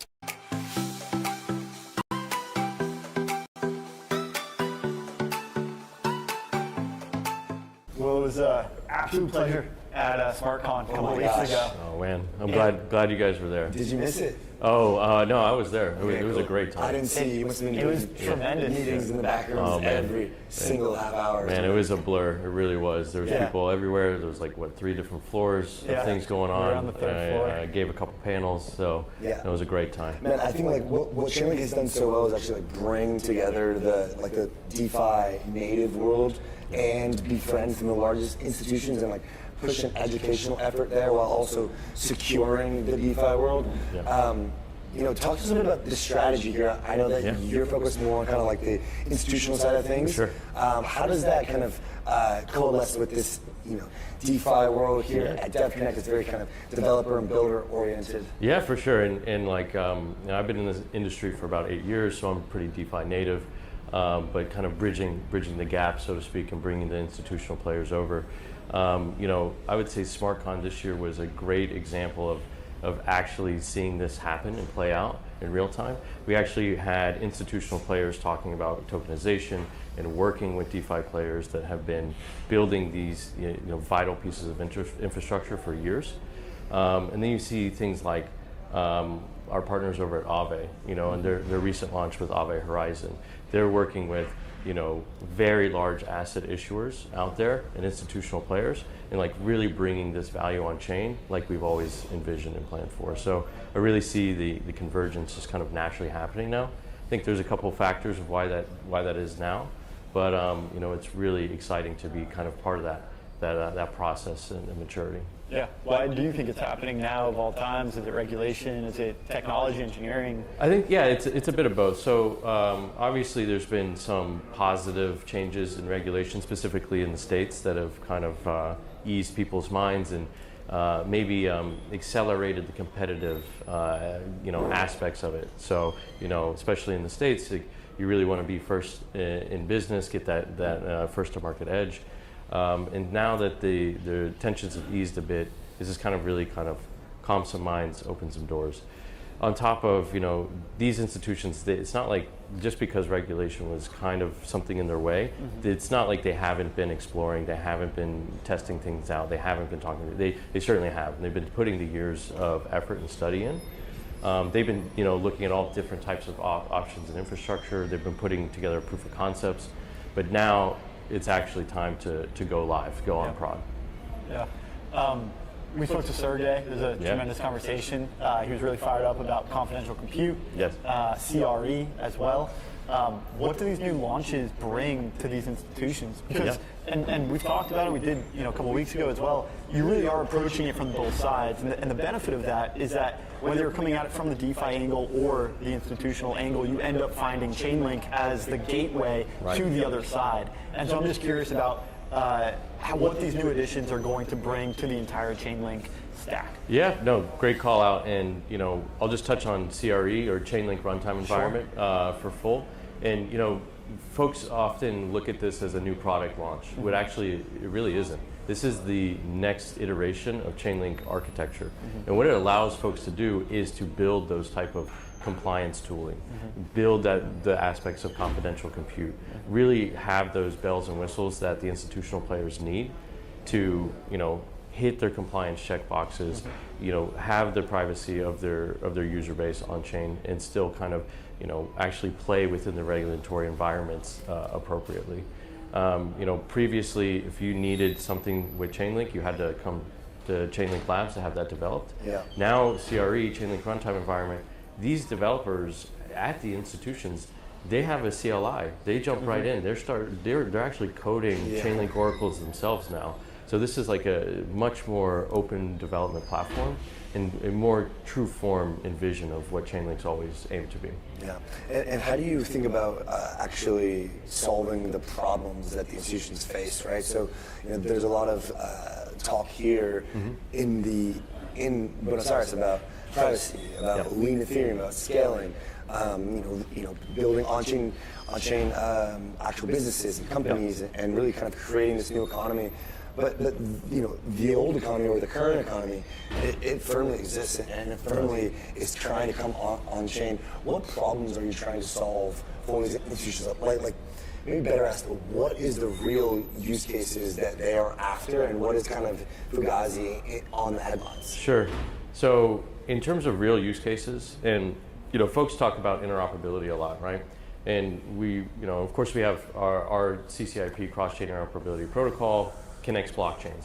But when institutions, to your point, this legacy tech, these are behemoths. They actually power finance in the world today. These aren't something that you change with a flip of the switch. No, so and I've had these discussions with CTOs, CSOs, CEOs across these organizations. They ask so do I rebuild my entire tech stack? Because that's going to take a really long time to do. But instead, if you use something like Chainlink Runtime Environment, you actually get that interoperability where their current legacy systems can be translated and operated and come out to blockchain events. So you can really start having these orchestrated workflows. And that's what they really want. They want to be able to orchestrate their current business and expand to on-chain. And then it's going to be, at least from my perspective, a gradual progression where more and more of their businesses come on-chain. And in terms of like what's legitimate, what do they actually need? They need those compliance checkboxes. I'll give you an example. Especially institutions doing transactions globally. You're now looking at regulatory environments and compliance hurdles that are in 2 completely different regions, sometimes even 3, 4, 5 different regions. You know, if you're a bank in the United States and you're operating your own maybe private chain or even a public chain like Ethereum, you have your compliance needs that are in the States. If you're going to do business with a bank out in Hong Kong, you also need to make sure you can have the compliance and regulatory aspects considered for it in Hong Kong, as well as communicate to those systems, as well as have external data inputs. And that's where Chainlink can really orchestrate all of that to make it a reality. Well, what's it like working with Sergey? For Sergey? Oh yeah, it's a lot of fun, and it's definitely it's a lot of fun. It's look, you know, they call us the Chainlink Marines for a reason, externally, and we operate as a militant unit internally as well. We have very clear, we have very clear guidelines. We have very clear aspects of ownership and focus. We have very open and clear lines of communication and dialogue internally. We talk about what's preventing success from happening and how do we tackle that as a unit to make a success happen and actually change the world. When you sit with Sergey and you have meetings with him, he'll be very, very clear and direct. We're here to build world-changing technology. And if that's what you want to do, then you come work at Chainlink. Yeah. How long have you been at Chainlink? I've been at Chainlink 5 years now. 5 years. Yeah. You've seen a lot since you've been there. The organization is 700 plus people now. How has it evolved? You know, when you came in, how many people, and you've obviously seen it grow, both in terms of internal team, external partners. Has the culture remained the same? How have you been able to instill like that crypto native vibe that Chainlink really has at its core, with all the people coming in, with all the external partners? Right. How do you maintain the original ethos? Yeah, of course. Great question. Yeah, I did come in. We were probably like, I don't know, a few dozen folks when I first arrived. We were on 2 blockchains, and we had 1 product that was price feeds. So you expand out today, we're on, I don't know, 60, 70 plus blockchains. We have, I don't know, 8 different product lines. And to your point, we've 10x'd in the size. Now, how do we keep that focus, mindset, startup culture? Yeah. We break out into small units internally that keep that kind of dedicated ferocity that you would find at a startup. And we have some core principles. One of it, like the very top line, is ownership. If there is a very clear owner of anything that we're working on at any given time. So you know exactly who to go to, you know who exactly is working on that problem, you know exactly what they're focused on when it comes to that aspect of what we're trying to achieve. So you try to expand that as best you can. And make sure your information silos don't, kind of overdevelop, and that's how you progress with a ship this size. Awesome. Well, man, thanks for your time. Congrats on the success. It's been awesome to watch from afar and be a part of it. And, thank you, fellas. Appreciate onboarding the entire world. Appreciate you coming out, and also appreciate you having us and the whole Chainlink team having us the last couple of weeks. Oh, for sure. Thank you, guys. I really love what you guys do here. So thank you for having it. It was an honor. We'll see you again soon. Cheers. Guys, we'll be right back. Quick commercial break. We've got Abril up next.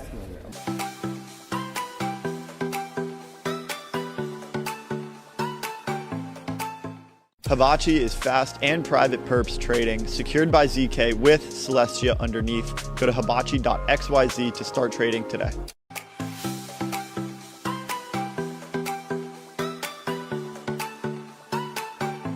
All right, we've got Abril with us. Welcome. We're in your home country, in your home city. How does it feel to have 20,000 people from Ethereum in your home country? Honestly, it's crazy because I've been trying to advocate for this since I basically started in crypto, which was in 2021. And finally, they decided to do it here. So it's incredible to see that. Yeah, it's really cool. There's been quite the engagement hack on Twitter where if you post something about Buenos Aires, beautiful photos. Did you see that? All of the Argentine people are it's like hitting their algorithms. Thousands of likes. Crazy. I did have Thousands that, like likes. 5K, 4K likes. I'm Yeah. what? So That's a Twitter growth strategy. Seriously. Honestly, I found out in like 4 days. I posted a picture of this space and I was like, we're hosting this event, got like 500 likes. I was like, where did that come from? No, it's crazy. It's So crazy. there's clearly like a Twitter population that's very active here. And what, there's like 20 million people maybe? Oh, yeah. 15 million, something Yeah. like that. So kind of just building on this, right? I'd love a little history lesson. Like, given that this is your home country, we've seen a lot of, from afar, we've seen Argentina's relationship with money and inflation. It's very real, and I think that's why there's a lot of very strong alignment with the cryptocurrency community. I think it's no surprise that there is a lot of symbiosis between Argentina people. We're seeing the engagement on Twitter, the cryptocurrency community, all of these things are coming together at the same time.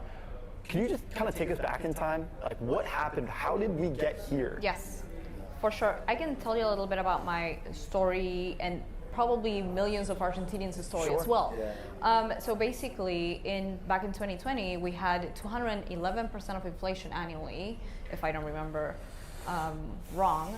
And if you were getting paid in pesos like me, I was working as a front-end developer. I was getting paid literally $100 because I was just starting, $100, but in pesos, right? So it was like I was losing value every day, basically. Like I was getting paid, and tomorrow it was devalued, basically.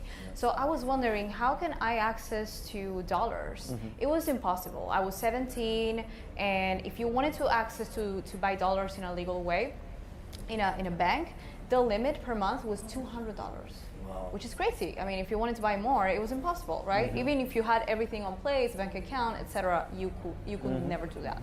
So I discovered USDT. USDT is very big here, especially on Tron. I don't know why, don't ask me why, but it's very big. So basically I discovered that, and I started to put, as soon as I get paid, to put all my money on USDT. And then as soon as I scaled my career, I was getting paid in stable coins. And so something that I always say is I never had to buy crypto, I always earn it, right? Like I always just got paid in crypto, and that kind of built, people were kind of feeling that was the only way to hold value.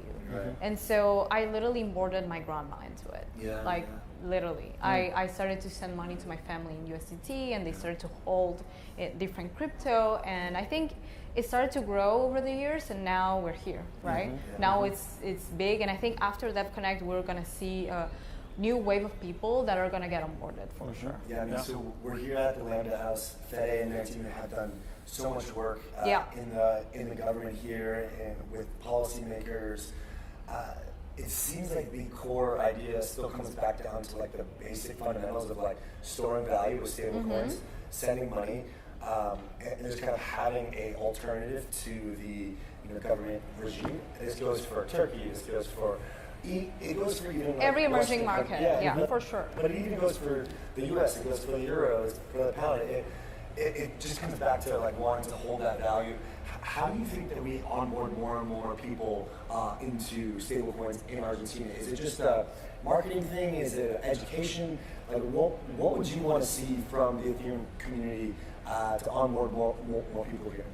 I think this is a great start. We definitely need more events hosted by big companies like Ethereum. I think Avalanche did the Avalanche Summit last year. I think right now it's actually our first approach with Abstract in Latin America. So again, it's something that companies need to start doing in order to onboard. But I think this is a great start. But also, I think schools. I literally was walking in the main conference, and I saw a bunch of high school people, the uniforms, and I was cool. Wow, so this means that high schools are literally bringing the students over here. It's crazy. I've never seen that in another conference. So I think that's a big start. And also what I do in my personal experience, I do storytelling a lot.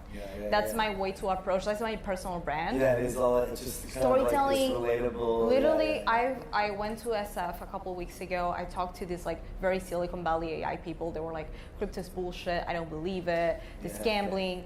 I literally just like, okay, this is my story, and they were like, wow, Abril, you changed my mind, Yeah, you know? yeah. And now I see it. Now I see the use case. That's exactly what we need. We need to just tell a story, and I feel like that kind of like changes your mind, because it's true that there's a lot of, you know, bullshit in the industry, but I feel like here we can see the value of it. Yeah, certainly can, and you gave us a great beginning of the story as to how we got here, and talked about the inflation in Argentina, how a lot of Argentinians are now storing their wealth, preserving it via stablecoins. But where do we go from here? And I'm curious about Abstract, because now we've gotten some critical mass of people that have stablecoins and they're accustomed to holding these stablecoins in a wallet. Now it's about how they can go and spend, right? You talk about earning stablecoins. Now I think what's coming next is spending stablecoins, or spending any cryptocurrency for that matter. What do you think are some of the most important value propositions of on-chain applications? What are you seeing on Abstract? How are you seeing people come on? What is their on-chain activity? What are they spending on? Yeah, for sure. So with Abstract, initially when I joined, something that really captured my attention is the approach of account abstraction, a better UX, consumer crypto. I feel like Ethereum, for example, didn't do a good job for many years on, like, you know, explaining very technical things to you know, people that don't know anything about crypto. I feel like with Abstract, we try to make, you know, we build a portal. People can just go play games, use things on chain, and they don't even realize that it's on chain, because we try to make of course we're still working on it, right? It's like a long-term game. We're playing long-term games. But I think the main approach was, you know, to improve the UX. And something that I'm working on the AI side, for example, is agents with stable coins. I'm trying to find the use case around it. I've been writing a lot of articles on it, and I'm trying to see the use case on it, because I told you the story of the use case with stable coins. I wonder if there is a use case where we can see the combination of agents literally doing things for you. Like, imagine like you know, we have all of these like developments like 8004, X402. I think as it keeps growing, we can see a world, let's say Argentina, where people can literally give access to agents to do things for them, to, I don't know, just move money around, to keep things in stable coins. And I'm wondering how we can make that happen with Abstract. And that's what I've been working on, basically. Yeah, I'm curious if the people in Argentina that you've helped onboard, friends, family, are they interested solely in holding USDT in their wallet to kind of preserve their value, or are they also interested in yield? Are they interested in Bitcoin? Are they interested in like NFTs? Like, what is the spectrum of like users? Because if you're going to try to, you know, embed agents, onboard them to Abstract, etc., like, are they interested in that? Do they just want one thing? What's kind of like the spectrum that you've seen? Yeah, good question. I wonder if we can make these agents run DeFi strategies for my grandma, right? That's what I mean. Like, does your grandma want to make 4%? Exactly. Or is she happy with just, you know, keeping the stable coins? So a lot of Argentinians are actually scared, because we had a very volatile currency, right? Yes. And we know that crypto is very volatile. Yeah. So they're scared of putting their money in something that, you know, it's basically a roller coaster. Yeah. But there is definitely an interest of like, okay, I'm going to take the risk. I feel Argentinians take a lot of risks,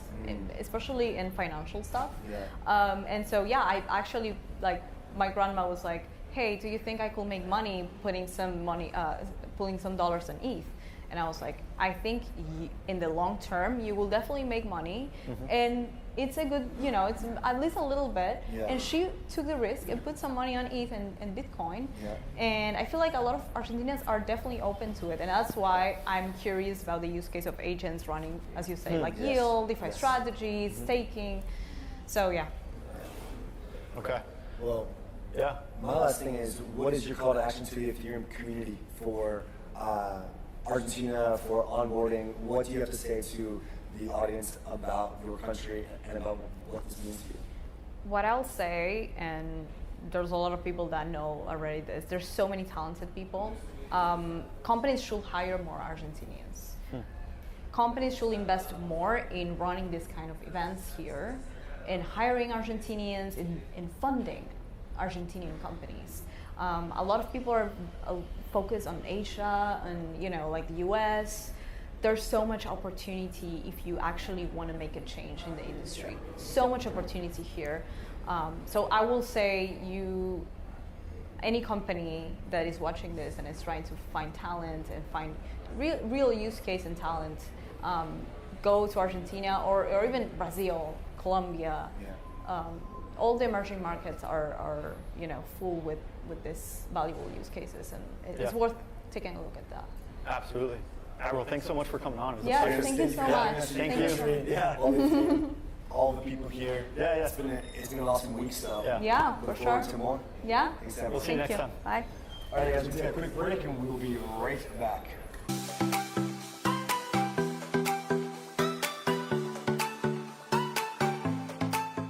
Looking for yield that stands out? Infinify gives you just that. Deposit stablecoins and earn far more than the current savings rate.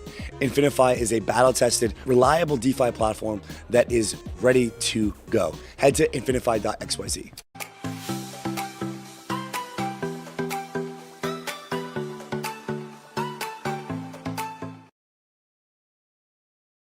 Great weather. Yeah. Weather's sick. Traffic's not terrible. It's like pretty good city. Yeah, it's not bad. Food's good. Guys, Arbitrum, One, Nitro, Orbit, I mean, it's just, we're all coming back home to the theme. I think one big trend of this conference is kind of coming back to the L1 in many ways. We've kind of seen this expansion of L2s and then kind of now reorienting around the L1. From the Arbitrum perspective, here's just kind of your takes on the privacy announcement, on the upcoming upgrade for Ethereum, just like generally holistically, how are you guys feeling about the progress of the L1 with the lean Ethereum talk as well from Justin Drake? From the Arbitrum perspective, where are we at? I think we're in an absolutely fantastic place. Upcoming Fusaka upgrade. We actually play two sides of this coin. So we have Prism at Offchain Labs, where we're literally the team, like the client team that's been pushing Paradise from the very beginning. And we're also one of the biggest consumers of Arbitrum. And I think to your question about back to the L1, L2, these two things travel in tandem. And we make a better L1 gets us a better L2. When you add lanes to a highway, we just need more capacity, and they're all going to be full. And I think we're making absolutely great progress on the Rollup-centric roadmap, and that includes a strong Ethereum, cheaper data availability, more L2s, but more interesting L2s. Earlier we had Mark suggesting lean Ethereum, right?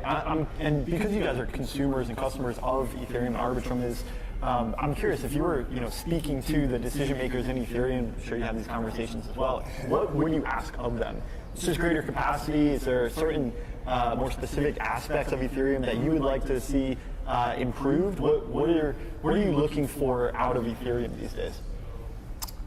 Okay, I'll start less technical, but sure. The biggest refreshing change in Ethereum is this hunger to win. Yeah. And all of these things, whether it's technology, whether it's enterprise adoption, whether it's we work really closely with the Ethereum enterprise team. How do we just make sure we're all winning, right? And winning reflects in who you're targeting. Winning reflects in setting narratives as opposed to digesting narratives, and winning also reflects in how you're ambitious you are with the technology. I think one of the biggest shifts is I remember last year, Bangkok, everyone's like, oh, what, the 2030 roadmap? It's no, we're shipping now, right? There's this desire to ship now, there's a desire to win now.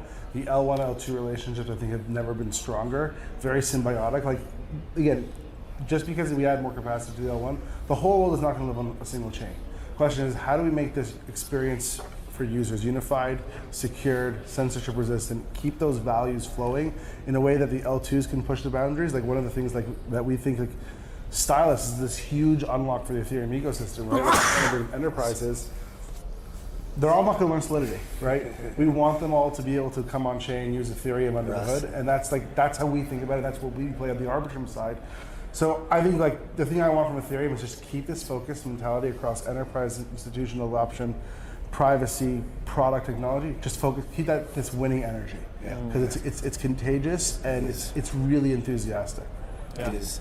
So kind of on the two forces happening, I'd say two kind of major themes of this event and just generally this year. One being this, on-chain businesses. Okay, guys, let's have a look at the P&L. Let's have clear, transparent accounting. Let's build on-chain businesses that are real. We had you on last time a couple months ago, AJ, and you were speaking about the dynamic between L1s, L2s. We saw Near just cut their inflation by 50%. Solana's going to do it now that it starts, going down there, so it's very clear that the L2 chain model has worked in terms of the expenditure versus the kind of sequencer fees and other revenue models. So that's kind of like the economic side that is progressing as an industry. We're going through a bit of a maturation phase there. And then on the tech side, it's all about, okay, stage 0, stage 1, stage 2, permissionlessness, censorship resistance, this kind of core idea to really fulfill the Rollup-centric roadmap. How do you guys feel about this kind of like juxtaposition about prioritization of which side, what's most important to you guys? Generally, like with these two themes at large, where does Arbitrum stand? I'll start on the business side, then you can talk about stage 1 and get into stage 2 maybe. I mean, Arbitrum had its best month in gross profit on chain ever last month, which was awesome. November is about to be the same. So highest TPS, we did about 80 million transactions on chain in October. We're about to, I think, cross hopefully 90, it looks like, in November. And again, like you were saying, the biggest thing that Ethereum should be doing to tell everyone why they should launch L2s, whether it's Arbitrum or other stacks, obviously I want it to be Arbitrum, is if your core business is not building blockchains, you don't want to put yourself in a position where you have a fixed cost variable that's tens of millions of dollars, irrespective of adoption. No business does that with vendor contracts, right? So if you think about how L2s operate, it's about a 95+% gross profit margin business with a very low upfront fixed cost. You can run a chain that's like in maintenance mode for like $100 a month if you wanted to, right? So you can get the chain to be a part of the product, scales your revenues. If you decide to deprioritize the chain, you want to move and pivot to launching primarily on a public chain, much easier to spin down, much less risk of being stuck with a lemon, right? So these are like the core principles. I don't view the question of stage 1 and stage 2, and Stephen can talk about technology in a second, to be in any way in contradiction with this. Yeah. From my perspective, and you could launch in theory, and Stephen will talk about like where the steps for Arbitrum we want to take before. You could launch a stage 2 Arbitrum rollup tomorrow if you wanted to, right? There's reasons you might not want in terms of upgradability, maturity of the technology stack in terms of wanting to have that flexibility. But the more we can get confidence in the stack, the more we can get confidence in what can enable, the higher our revenues are going to be, right? All of the on-chain revenue flows to the DAO anyways, whether it's stage 1, stage 2, doesn't matter. So I think about this as like, how do we think about the trade-offs of continuing to improve the product, making it as performant as possible, making the business as sustainable as possible within this like system that we have, with obviously trying to make sure that we're defending and protecting users from what might be early stage. I don't know if you want to talk about that a little bit on the stage 2 side. Yeah, I mean, I think that, like AJ said, you could launch a stage 2 rollup today. Yeah. It doesn't mean it would be actually the responsible decision. That's actually one of the reasons, and I discussed it with Vitalik before, like the criteria for stage 2 shouldn't just be like that there's no, that these controls, I'll say, aren't there. It's that they're not there, and that's a responsible decision to make. And the truth is, if you like look at like L1 versus L2, you can have extremely centralized L1s. In fact, most of the alt L1s are certainly on the spectrum when you compare them to Ethereum, and you can have extremely decentralized L2, and I put Arbitrum at the far end of the L2 decentralization spectrum today, and that's sort of, there's a lot of confusion there, and the reason there's confusion there, kind of back to your first question and AJ's answer, is the L1s have one thing going for them. They're centralized, and they have a centralized narrative and a centralized marketing machine, and often a centralized policy engine that's pushing a narrative around L2s that's false. And I think the thing that we need for Ethereum to win is not to feed into that, right? When Ethereum, many of the chains that are considering, they're not considering Ethereum layer 1 or something else. They're considering, do I launch my own layer 1? Right. Or do I launch my layer 2 on Ethereum? Right. And we as the entirety of Ethereum need to realize that for many, particularly institutional chains, that like step 1 is they're having their own chain. The way to win those is via layer 2, so we need to have a unified front and make sure that we have a unified narrative, because Ethereum's superpower is its diversity, but it's also the thing that can kill it if we have to keep our diversity here and then come out with a unified front. I must say there's far less infighting vibe going on in Ethereum at this conference than previous. Absolutely, and I think that's really, really, it means we're maturing and a very good thing. Yeah. So two big topics that I'd like to know: perps and institutions. Where do you start? Do you have a preference? You pick. Perps. Variational coming up. It's in this kind of like private beta, moving into this more public stage. Obviously, GMX, Hyperliquid, kind of going through Arbitrum. big kind of it's moving this year. It's very much moving. What is Arbitrum's stance on perps? Orbit 1, can Arbitrum 1 really be sufficient for clubs, for perps? Do they need to launch an Orbit chain? How do we think about perps on Arbitrum, and why is Arbitrum the home of the best perps in all of crypto? So we have, I'll start, but then you fill in with some more specifics. We have this tagline now, which is Arbitrum everywhere, and I think the best way to see that applied is in perps. And what we mean by that is, if you want to build a perp dex on Arbitrum 1, perps really took off on Arbitrum. They did. Right? So GMX gains some of the earliest and best perps protocol on Arbitrum. We have the best platform to support that. By the way, Stylus will support even more efficient perps on Arbitrum once the perp dexes begin to take advantage of that for scaling. But if you don't want to build an Arbitrum, you want to build your own standalone layer 1 like Hyperliquid, we also have something very strong to offer you, and that's what Arbitrum everywhere means. Whereas we're not trying to force the same solution on everyone. And by the way, it's the same thing for should you have your own chain. Most of our competitors, they'll either say yes to everyone or no to everyone, but we actually have a dual product in which we have a top blockchain and a top chain stack. So some people belong having their own chain, some people belong not to, and we're okay saying that. But I think the idea is that we will support the perp dexes where they're at. Arbitrum is a fantastic home for them, but it's not necessarily for everyone. But that doesn't mean Arbitrum can't play a big role in them. That is, some of this is culture, right?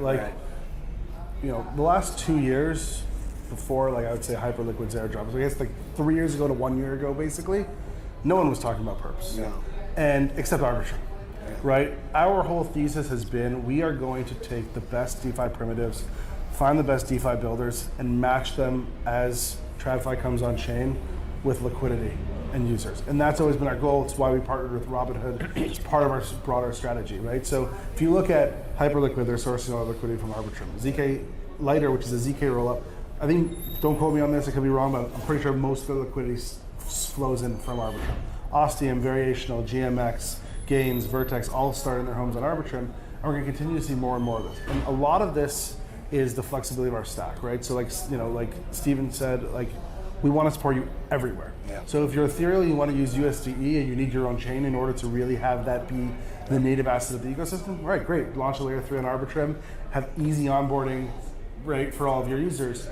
If you want to be in a public market like sort of a GMX style model, Ostium style model, great, we have incredible amounts of liquidity, diversity, and the right partners to help you grow, and also the culture to help you grow. This is a priority for us. This isn't perps are having a moment, let's get a team together. This is we've been breathing this for the last 5 years, right? So when I speak to builders, particularly in this category, they're like, we know you're going to have our back for many years to come. We know you're going to be supportive. We know you understand our needs. And that's just been kind of our thesis all the way through. And like you said, you've been these narratives rotate. You guys have been here for such a long time. You've done this. You've been thinking about these things for a long time. So when that narrative does come back around, you've already got the team built. I'm curious a little bit more about some of the things that are starting to emerge from Ethereum on the tech side. Base rollups seem to be coming back a little bit. Native rollups are coming to fruition. And Steven, you famously said on our show, look, you're not a maximalist. Even this is, when optimistic rollups, there was this big optimistic ZK thing, and Arbitrum was one of the biggest optimistic rollups. You said, if ZK becomes feasible and practical, we'll go ZK. And we're doing that today, by the way. There we go. With Succinct. Yeah. So tell us a little bit about some of the more recent developments, and also where your head is at as you're thinking ahead about where you think Ethereum is going, where you think the rest of this industry is going. So definitely not a maximist. And in fact, actually, if you look at the earliest Arbitrum paper, the 2018 paper, you'd probably call that a based rollup because it didn't have a sequencer at the time. Slightly different than the rollups today with pre-confirmations, but fundamentally it was a based rollup in that sense. There was no sequencer. The sequencer was done by the chain. So a lot of, again, similar to what you were saying, a lot of these ideas rotate and come around, and based rollups are having a moment. The thing is, and you can actually go back on Twitter and find me saying the worst possible things about a sequencer. If you go back long enough. But we come around, and I always like to say, competition is one of the best things we have in the space because we influence each other's ideas. And the truth of the matter is that over a decade in from the initial build days of Arbitrum, we've learned a lot. And the way that we build Arbitrum today with the sequencer actually is the best way to build a rollup, and there are a lot of reasons for that around batching predictability, and some of these things are being addressed, and technically, Fusaka is going to have these like look ahead, you can now look ahead 2 episodes, so that will help some of these, but the idea is that the technology works quite well today, and the thing that I'd like to see from Ethereum, the Ethereum Foundation, first of all, I'm happy with everyone experimenting. Like I said, nothing wrong with that, great, but like, we have a pretty good idea after building in production for years of, we made these decisions for a reason, and in fact, we actually went through some of these cycles, but what I'd like to see is Ethereum say, how can we actually bring more rollups, the existing rollups into the fold? Are there things that we can do to sort of, quasi-enshrine successful rollups in ways that we offer some of these services that people are excited about, and actually bring the L1 and L2 together without sort of saying, let's start again from square one. When it comes to native rollups, my most important thing, and this is what I've discussed with Vitalik also, is we have to not limit diversity. I'm afraid that a lot of the current talk on native rollups is going to limit the diversity and quasi-enshrine a particular VM, whether it's EVM or even something more constrained than that, a particular rollup type.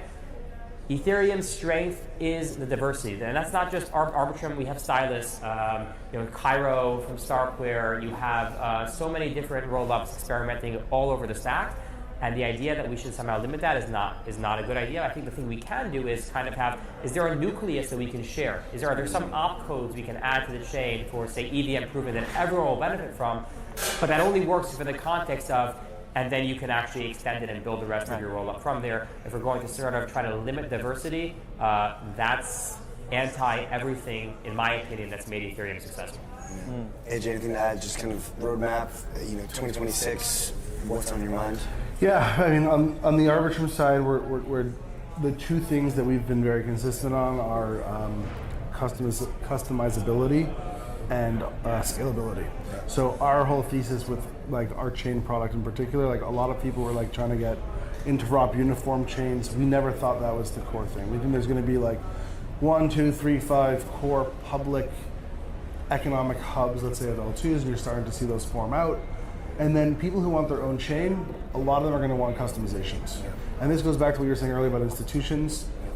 Even like the institutions that want compliance, so they want a regulatory compliant rollup, that might look different in Argentina than it's going to look in the United States, and it's going to look different than it's going to look in Singapore and Hong Kong. Everyone has their own sandbox and everyone has their own regulations. And we want the Arbitrum stack to be as flexible as possible. So, we're looking at ZK, we're looking at privacy, we're looking at compliance functions, and we're looking how do we all bake this all into an SDK that you can toggle between features, toggle between things, and you can use Arbitrum chains as part of your product. Yeah. So that's how we always think. When Steven was saying earlier, when somebody comes and says we want to see how we can use Arbitrum, I don't say launch a chain, I don't say launch on Arbitrum 1, I say what are you actually trying to do? What is the business use case you're trying to solve for? And how do I have one of our products and make it as easy as possible for you to use that product, be the thing that solves it? And scalability is critical. I think Stylus is a huge unlock for that. It's still really early, right? So like the thing here is that Arbitrum has almost 20 billion in TVL, but like these it's so early. Yeah. And the technology, we always think we're like, oh yeah, we finally solved scalability.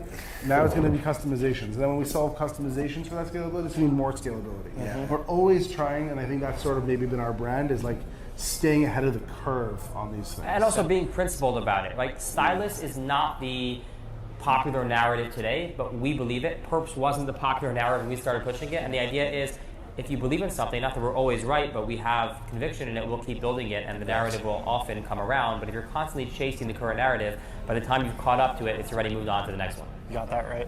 Steven, AJ, guys, have a great week. Yeah. Thanks for having us. Joining us. Thank you. It's been incredible to watch you guys grow. The product suite came a long way. The team has grown, I'm sure, a ton. Guys, thanks. Thank you. Cheers. Appreciate it. Good to see you. Thanks. Yeah. Thanks. Yeah. All right, guys, we'll be right back. Quick commercial break.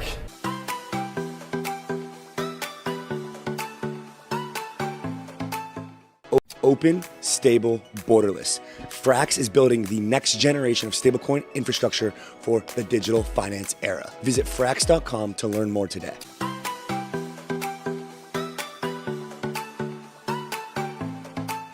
We're running on fumes here. Peter, how are you, man? Doing pretty good, yeah. Thanks for coming by. It's been an absolute journey. We're at Lambda House. We're at Lambda House. Yeah, these guys are clutch. Peter, you guys have had a meteoric rise in the interop landscape, seemingly from nowhere a year or two ago to one of the best bridges, if not the fastest, cheapest execution for cross-chain in L2s, and just generally Near Intense is starting to give you a run for your money now with their cross-chain multi-VM capabilities. Talk to us about this rise. Like, how did this happen? What did the team do successfully to really, explode and user demand growth? Just kind of like, what's the story here? Yeah, one of those overnight successes of many years in the making. But yeah, I don't know how many people know, but previously we were this NFT aggregator called Reservoir. And so from building that, we were pretty early in seeing the proliferation of new chains. And I think the other thing that was really interesting was we were seeing this need for doing, one of our early customers was Zora, and they wanted to buy 30-cent NFTs cross-chain, and nothing was fast enough, nothing was cheap enough, nothing was on weird L2s like a Zora L2. And so we basically designed Relay kind of for this more consumer, low-cost, fast use cases. So we had this like unique perspective of it that I think nothing at the time existed. And yeah, I think we also had a lot of relationships with wallets from building the NFT stuff, and kind of went from there and just like took this strategy of just saying yes to every chain and being everywhere, and even just like designing it so that we could go to every chain. Like a lot of things just like they want to be on every chain, but it's actually architecturally hard. Maybe you need a DAO vote to like add a new chain, and so we kind of thought about it early. How can we just be everywhere and reduce the friction as much as possible? I'm curious how this technical solution works, because what do you change in the architecture to optimize for smaller transactions, more chains? You essentially make it more extensible, right? And so maybe you lose out on the larger size volumes, but you make it a lot more performant for what everyday users are using in their bridge transactions more normally. What do you change inside of the tech to optimize for that? Yes, we're just really sensitive to gas costs. Okay.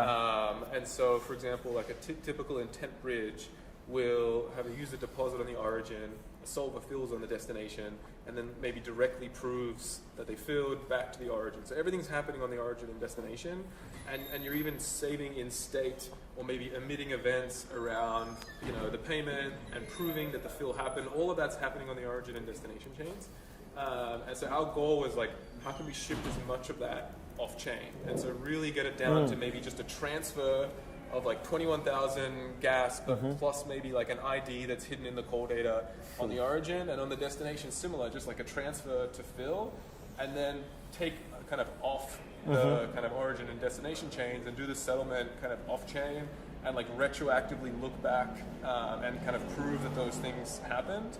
And then as much as possible do things like batching, and by the way, that kind of model of retroactively looking back rather than proving that things happened at the time allows us to go to places like Bitcoin where there isn't this kind of like on smart contract functionality, and even things like Hyperliquid is even less programmable than Bitcoin. Like with Bitcoin, we can stick IDs in like a memo field. Hyperliquid has nothing like that, so we have to get really creative about like using the nonce to like hide information in there. So yeah, I think that like that sort of design of like shift as much off the chains where the activity is happening, because even though L2s are getting cheaper,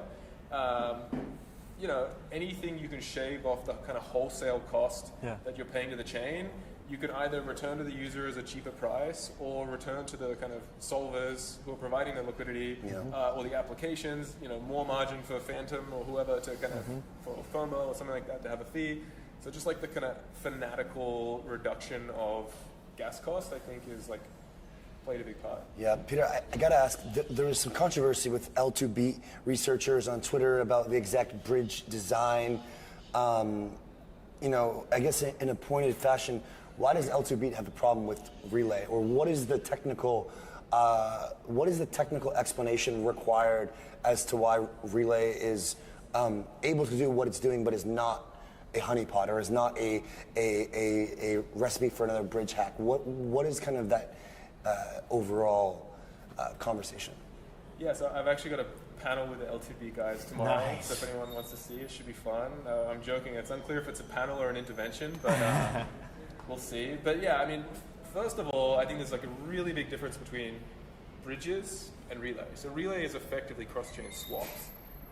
And what that means is the user is engaging in this swap, but as soon as the swap is done, they just have their token.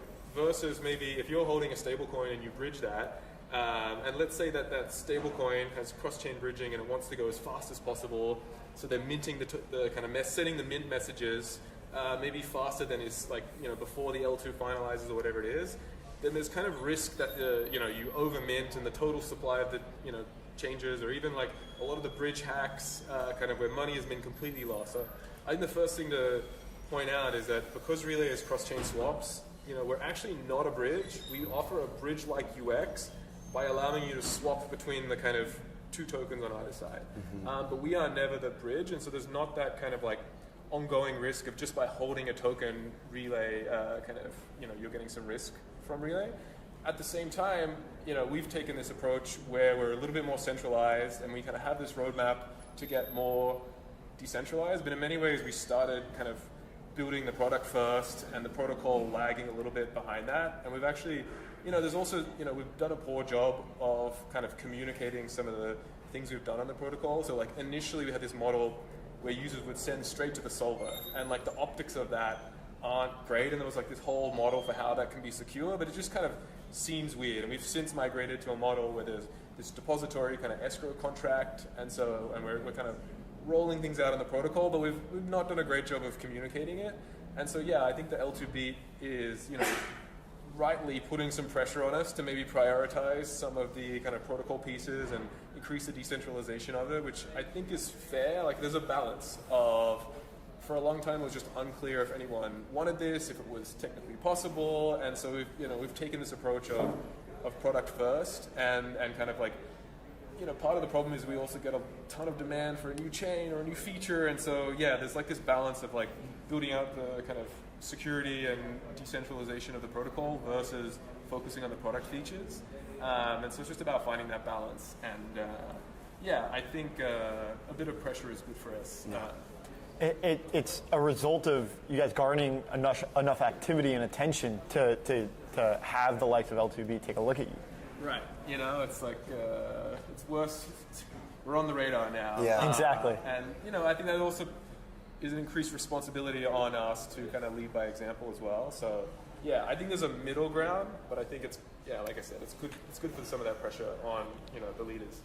The interop landscape is cutthroat, man. We've had several interop providers come on the show, and mostly in response to solving Ethereum's fragmentation, and that's where the intent bridge design was born. Give us a sense of what you've had to navigate when it comes to the interop landscape. You guys launched, but there's kind of the incumbents of the interop space, and you've really kind of came up and made a name for Relay. Like you said, you're on the radar now. What's your sense of competition? How do you think about competition in the interop space? Yeah, I mean, I think there's fundamentally two different layers. There is the core bridges, so your layer zeros and hyperlinks and wormholes that are, and actually the L2s themselves that has the kind of canonical bridges. They are, the ones that are the actual bridges that allow you to burn on one chain and mint elsewhere. And we see ourselves as a layer on top that can provide the fast interop. So in many ways, it's very complementary to the core interop, but I think we're getting that message across that if you're a new chain or you're a stablecoin, you actually need both. Because you don't want the core interop to go too fast, because that kind of creates global risk if you take too much risk there. And actually, one of the ways we position Relay is if Relay is available and solves some of the UX challenges, then you can go slower and be more safe at the core layer. But then there are also others kind of within the fast interop layer, OGs like Across, which, we very much like, we're able to see that and think about, okay, like how would we improve on that? I think also we are unique in that we really focus on swaps, so not just intents in order to bridge, but allowing people to go anything to anything, and like we basically combine the kind of cross-chain routes that are like our unique piece with a DEX route, maybe on the origin and on the destination, so you can do anything to anything.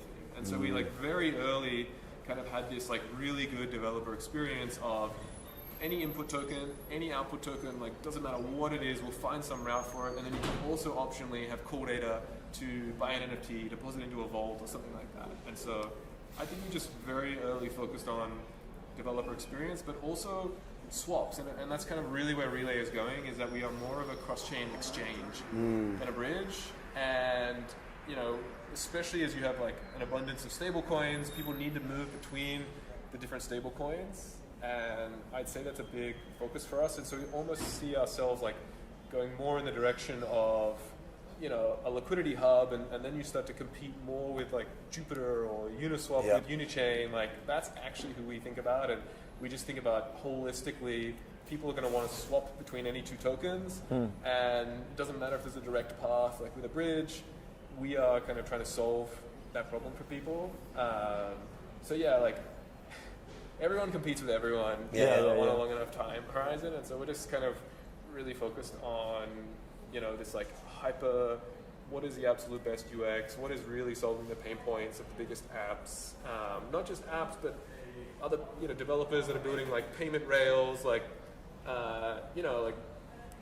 maybe they focus on one chain, or you have like a stablecoin chain. It's like, oh wait, but like people actually have their money elsewhere, and so we want to kind of be the last mile for everyone building kind of, whether it's on ramps or whatever it is. We can just do kind of swapping anything to anything, and help you build a really nice UX. And what does that look like going forward for 2026? The roadmap and just generally kind of where your product roadmap is, as well as your personal vision for the space. How does that kind of come together? Yeah, I think the biggest thing is, we are this intent model that has, this idea of solvers filling with their own capital. And where we want to take that, like the kind of like classic way to maybe solve that is just to have more solvers. But we want to push in a direction of actually unbundling what a solver is. Like they're really, they're doing a few things. They are taking a kind of risk on the origin. Like when the user pays on the origin, it hasn't finalized yet, but the solver is the one that takes the risk and potentially loses money if that reorgs. So A, they're taking risk. B, they're executing transactions on every chain. So we're actually the number one transaction executor on Base, and kind of up there on Ethereum as well, and a bunch of other chains. Like that's pretty hard, and we're at the limit of nonces and all of this sort of stuff. And then you need money, and so like if you can unbundle those things, A, you can allow anyone to provide the liquidity and place it in pools across every chain for solvers to leverage. And then what a solver has to do is becomes narrower. They're really just executing transactions, and so maybe other actors are more able to step in, whether that's RPC and RAS providers, just someone who wants even the chain operator is able to maybe spin it up and kind of just do that smaller role on their chain. So I think that's the big piece for next year, is kind of scaling by kind of unbundling what it is to be a solver, and kind of open liquidity provision is the goal. Modularity's back. Oh yeah, always has been. Unbundling, it really always has been the direction to build as far as the most scalable trajectory of this industry. So, Peter, man, appreciate you sharing the roadmap with us. Have a great week. It's going to be hectic. Appreciate you joining us. Is it your first time here? First time, yeah. Very cool. Enjoy. Appreciate you coming on the show. We have empanadas for you, man, so I hope you can have one of those. Also have a nice shirt for you here. What size are you? I think I'm a medium. You're medium? All right, we'll get you a medium here. It's our Return to Fundamentals t-shirt. That's for you, buddy. Make sure you grill those L2B guys, all right?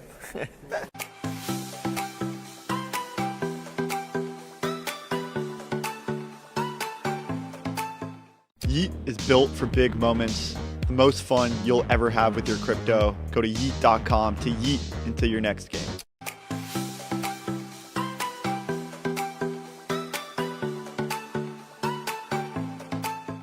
Not your keys, not your coins. From the team that pioneered cold storage, Trezor has just released its new wallet. Guys, if you are still using hot wallets in 2025, 2026, you are missing the entire point. Secure your coins. Get a Trezor at trezor.io. Rollup TV, last one of the day. We've got Parker, big news from Framework today, along with Sky. Stablecoin supercycle is firmly on. Parker, what's going on? Well, first of all, guys, I'm going to try to do Michael and Vance justice because I know that they do an awesome job here each week. But yeah, we just announced OBEX, which is our stablecoin incubator, $37 million raise alongside a $2.5 billion allocation from Sky to go back institutional grade stablecoin protocols. And yeah, I mean, for anybody that's not familiar with Framework, I mean, we were pretty early investors in DeFi and stablecoins in general. We're known for being super hands-on with our founders, and I think we're going to continue that trend with this incubator. So you guys are very involved with Sky. Also, Grove has had this huge growth. These kind of like these two pillars. USDS is now, I believe, as of today, top 3 stablecoin by outstanding supply.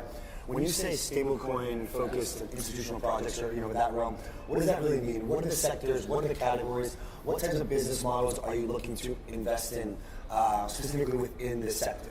It's a great question. I think we're seeing a new type of founder right now in this space. I think we're seeing people that are coming from more traditional finance backgrounds that are trying to build specialty lending protocols. We're really focused right now on energy finance. Also, just for some context, I actually built an energy fintech for 2 years before joining Framework. Very cool. And so I think we're looking for people that, quite frankly, are just super deep in their domain. Also backed USDAI a couple months ago. I think that's another really great example of compute-backed financing. Then we're also incubating a team at the moment. This will be our almost like first incubation focused on structured credit. Okay. And so, yeah, I mean, look, there's a ton of founders right now that are coming from TradFi that we can bridge that gap, is the way that we're looking at this. And there's no better way to do that than with Sky. And I mean, you just mentioned it. Their balance sheet is going to be quite helpful. Yeah, so we have Sam from Fraxon on the show a lot, and talks about the 2 different types of stablecoins. Talks about these kind of like Genius compliant, very much one-to-one backed, like very little chance of depegging, if any at all, right? Like almost like just very, very clear. And then there's like this like yield bearing, kind of more esoteric, yield generating, different types of mechanisms, a bit more risky, but you get this kind of yield baked in. In this interview with CoinDesk, Vance said that he's very, very excited about the fast-moving pace of the yield-bearing nature. So would you say that you guys are trying to apply this capital to accelerate that kind of half of the stablecoin bucket? If so, maybe talk to us a bit about what the problem space is that you guys are looking to solve. So yeah, I think you hit it right on the nose. There's 2 types of stablecoins. One is obviously going to be basically, I would say like 2 use cases. One is payments and remittances. The other one is quite frankly capital formation and also lending. Yeah, Vance did a really good job highlighting this in the CoinDesk article. But what we're unlocking here through OBEX is scale. There's been a lot of people that have attempted many different types of, call it more institutional grade stablecoin protocols, but the scale just hasn't been there. I think now for the first time, we're really seeing institutional adoption both on the investment side and also just a totally different type of opportunity that is coming on chain. I mean, this is why, quite frankly, we were super excited about this $2.5 billion allocation from Sky. Is we can bootstrap these projects on day one and allow them to go compete in sectors that, quite frankly, banks and credit funds have dominated for, centuries.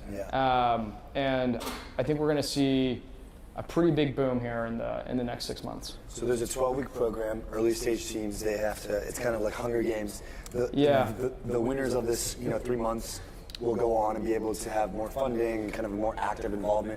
How many teams are you looking to incubate, or is there a quantity? Is there a time period to establish the teams outside of this, or prior to this 12-week window? What is kind of like the next step now that this has hit the wire? What comes next? Yeah, I mean, we're going to release a bunch more details here on the exact date of when the batches start and how many teams we're going to look to incubate. I think we're looking for teams that both are allocating capital as well as originating new yield. As you alluded to, it's a 12-week program in San Francisco. Cool. And yeah, you're going to have the full support of both the Sky ecosystem, our team here at Framework, and then also Layer Zero is a part of this as well, and they're a great partner. I would say that there's going to be a ramp-up period here, but once this gets going, I do believe that this is going to be the best place for founders to go build.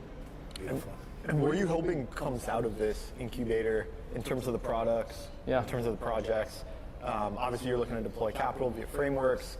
Sky is looking to deploy its balance sheet. We're generally looking for stablecoins to provide more diverse yield sources. With this incubator in particular, what is it? What are you hoping to see? Almost a call to action to the builders that are thinking about applying. That's great.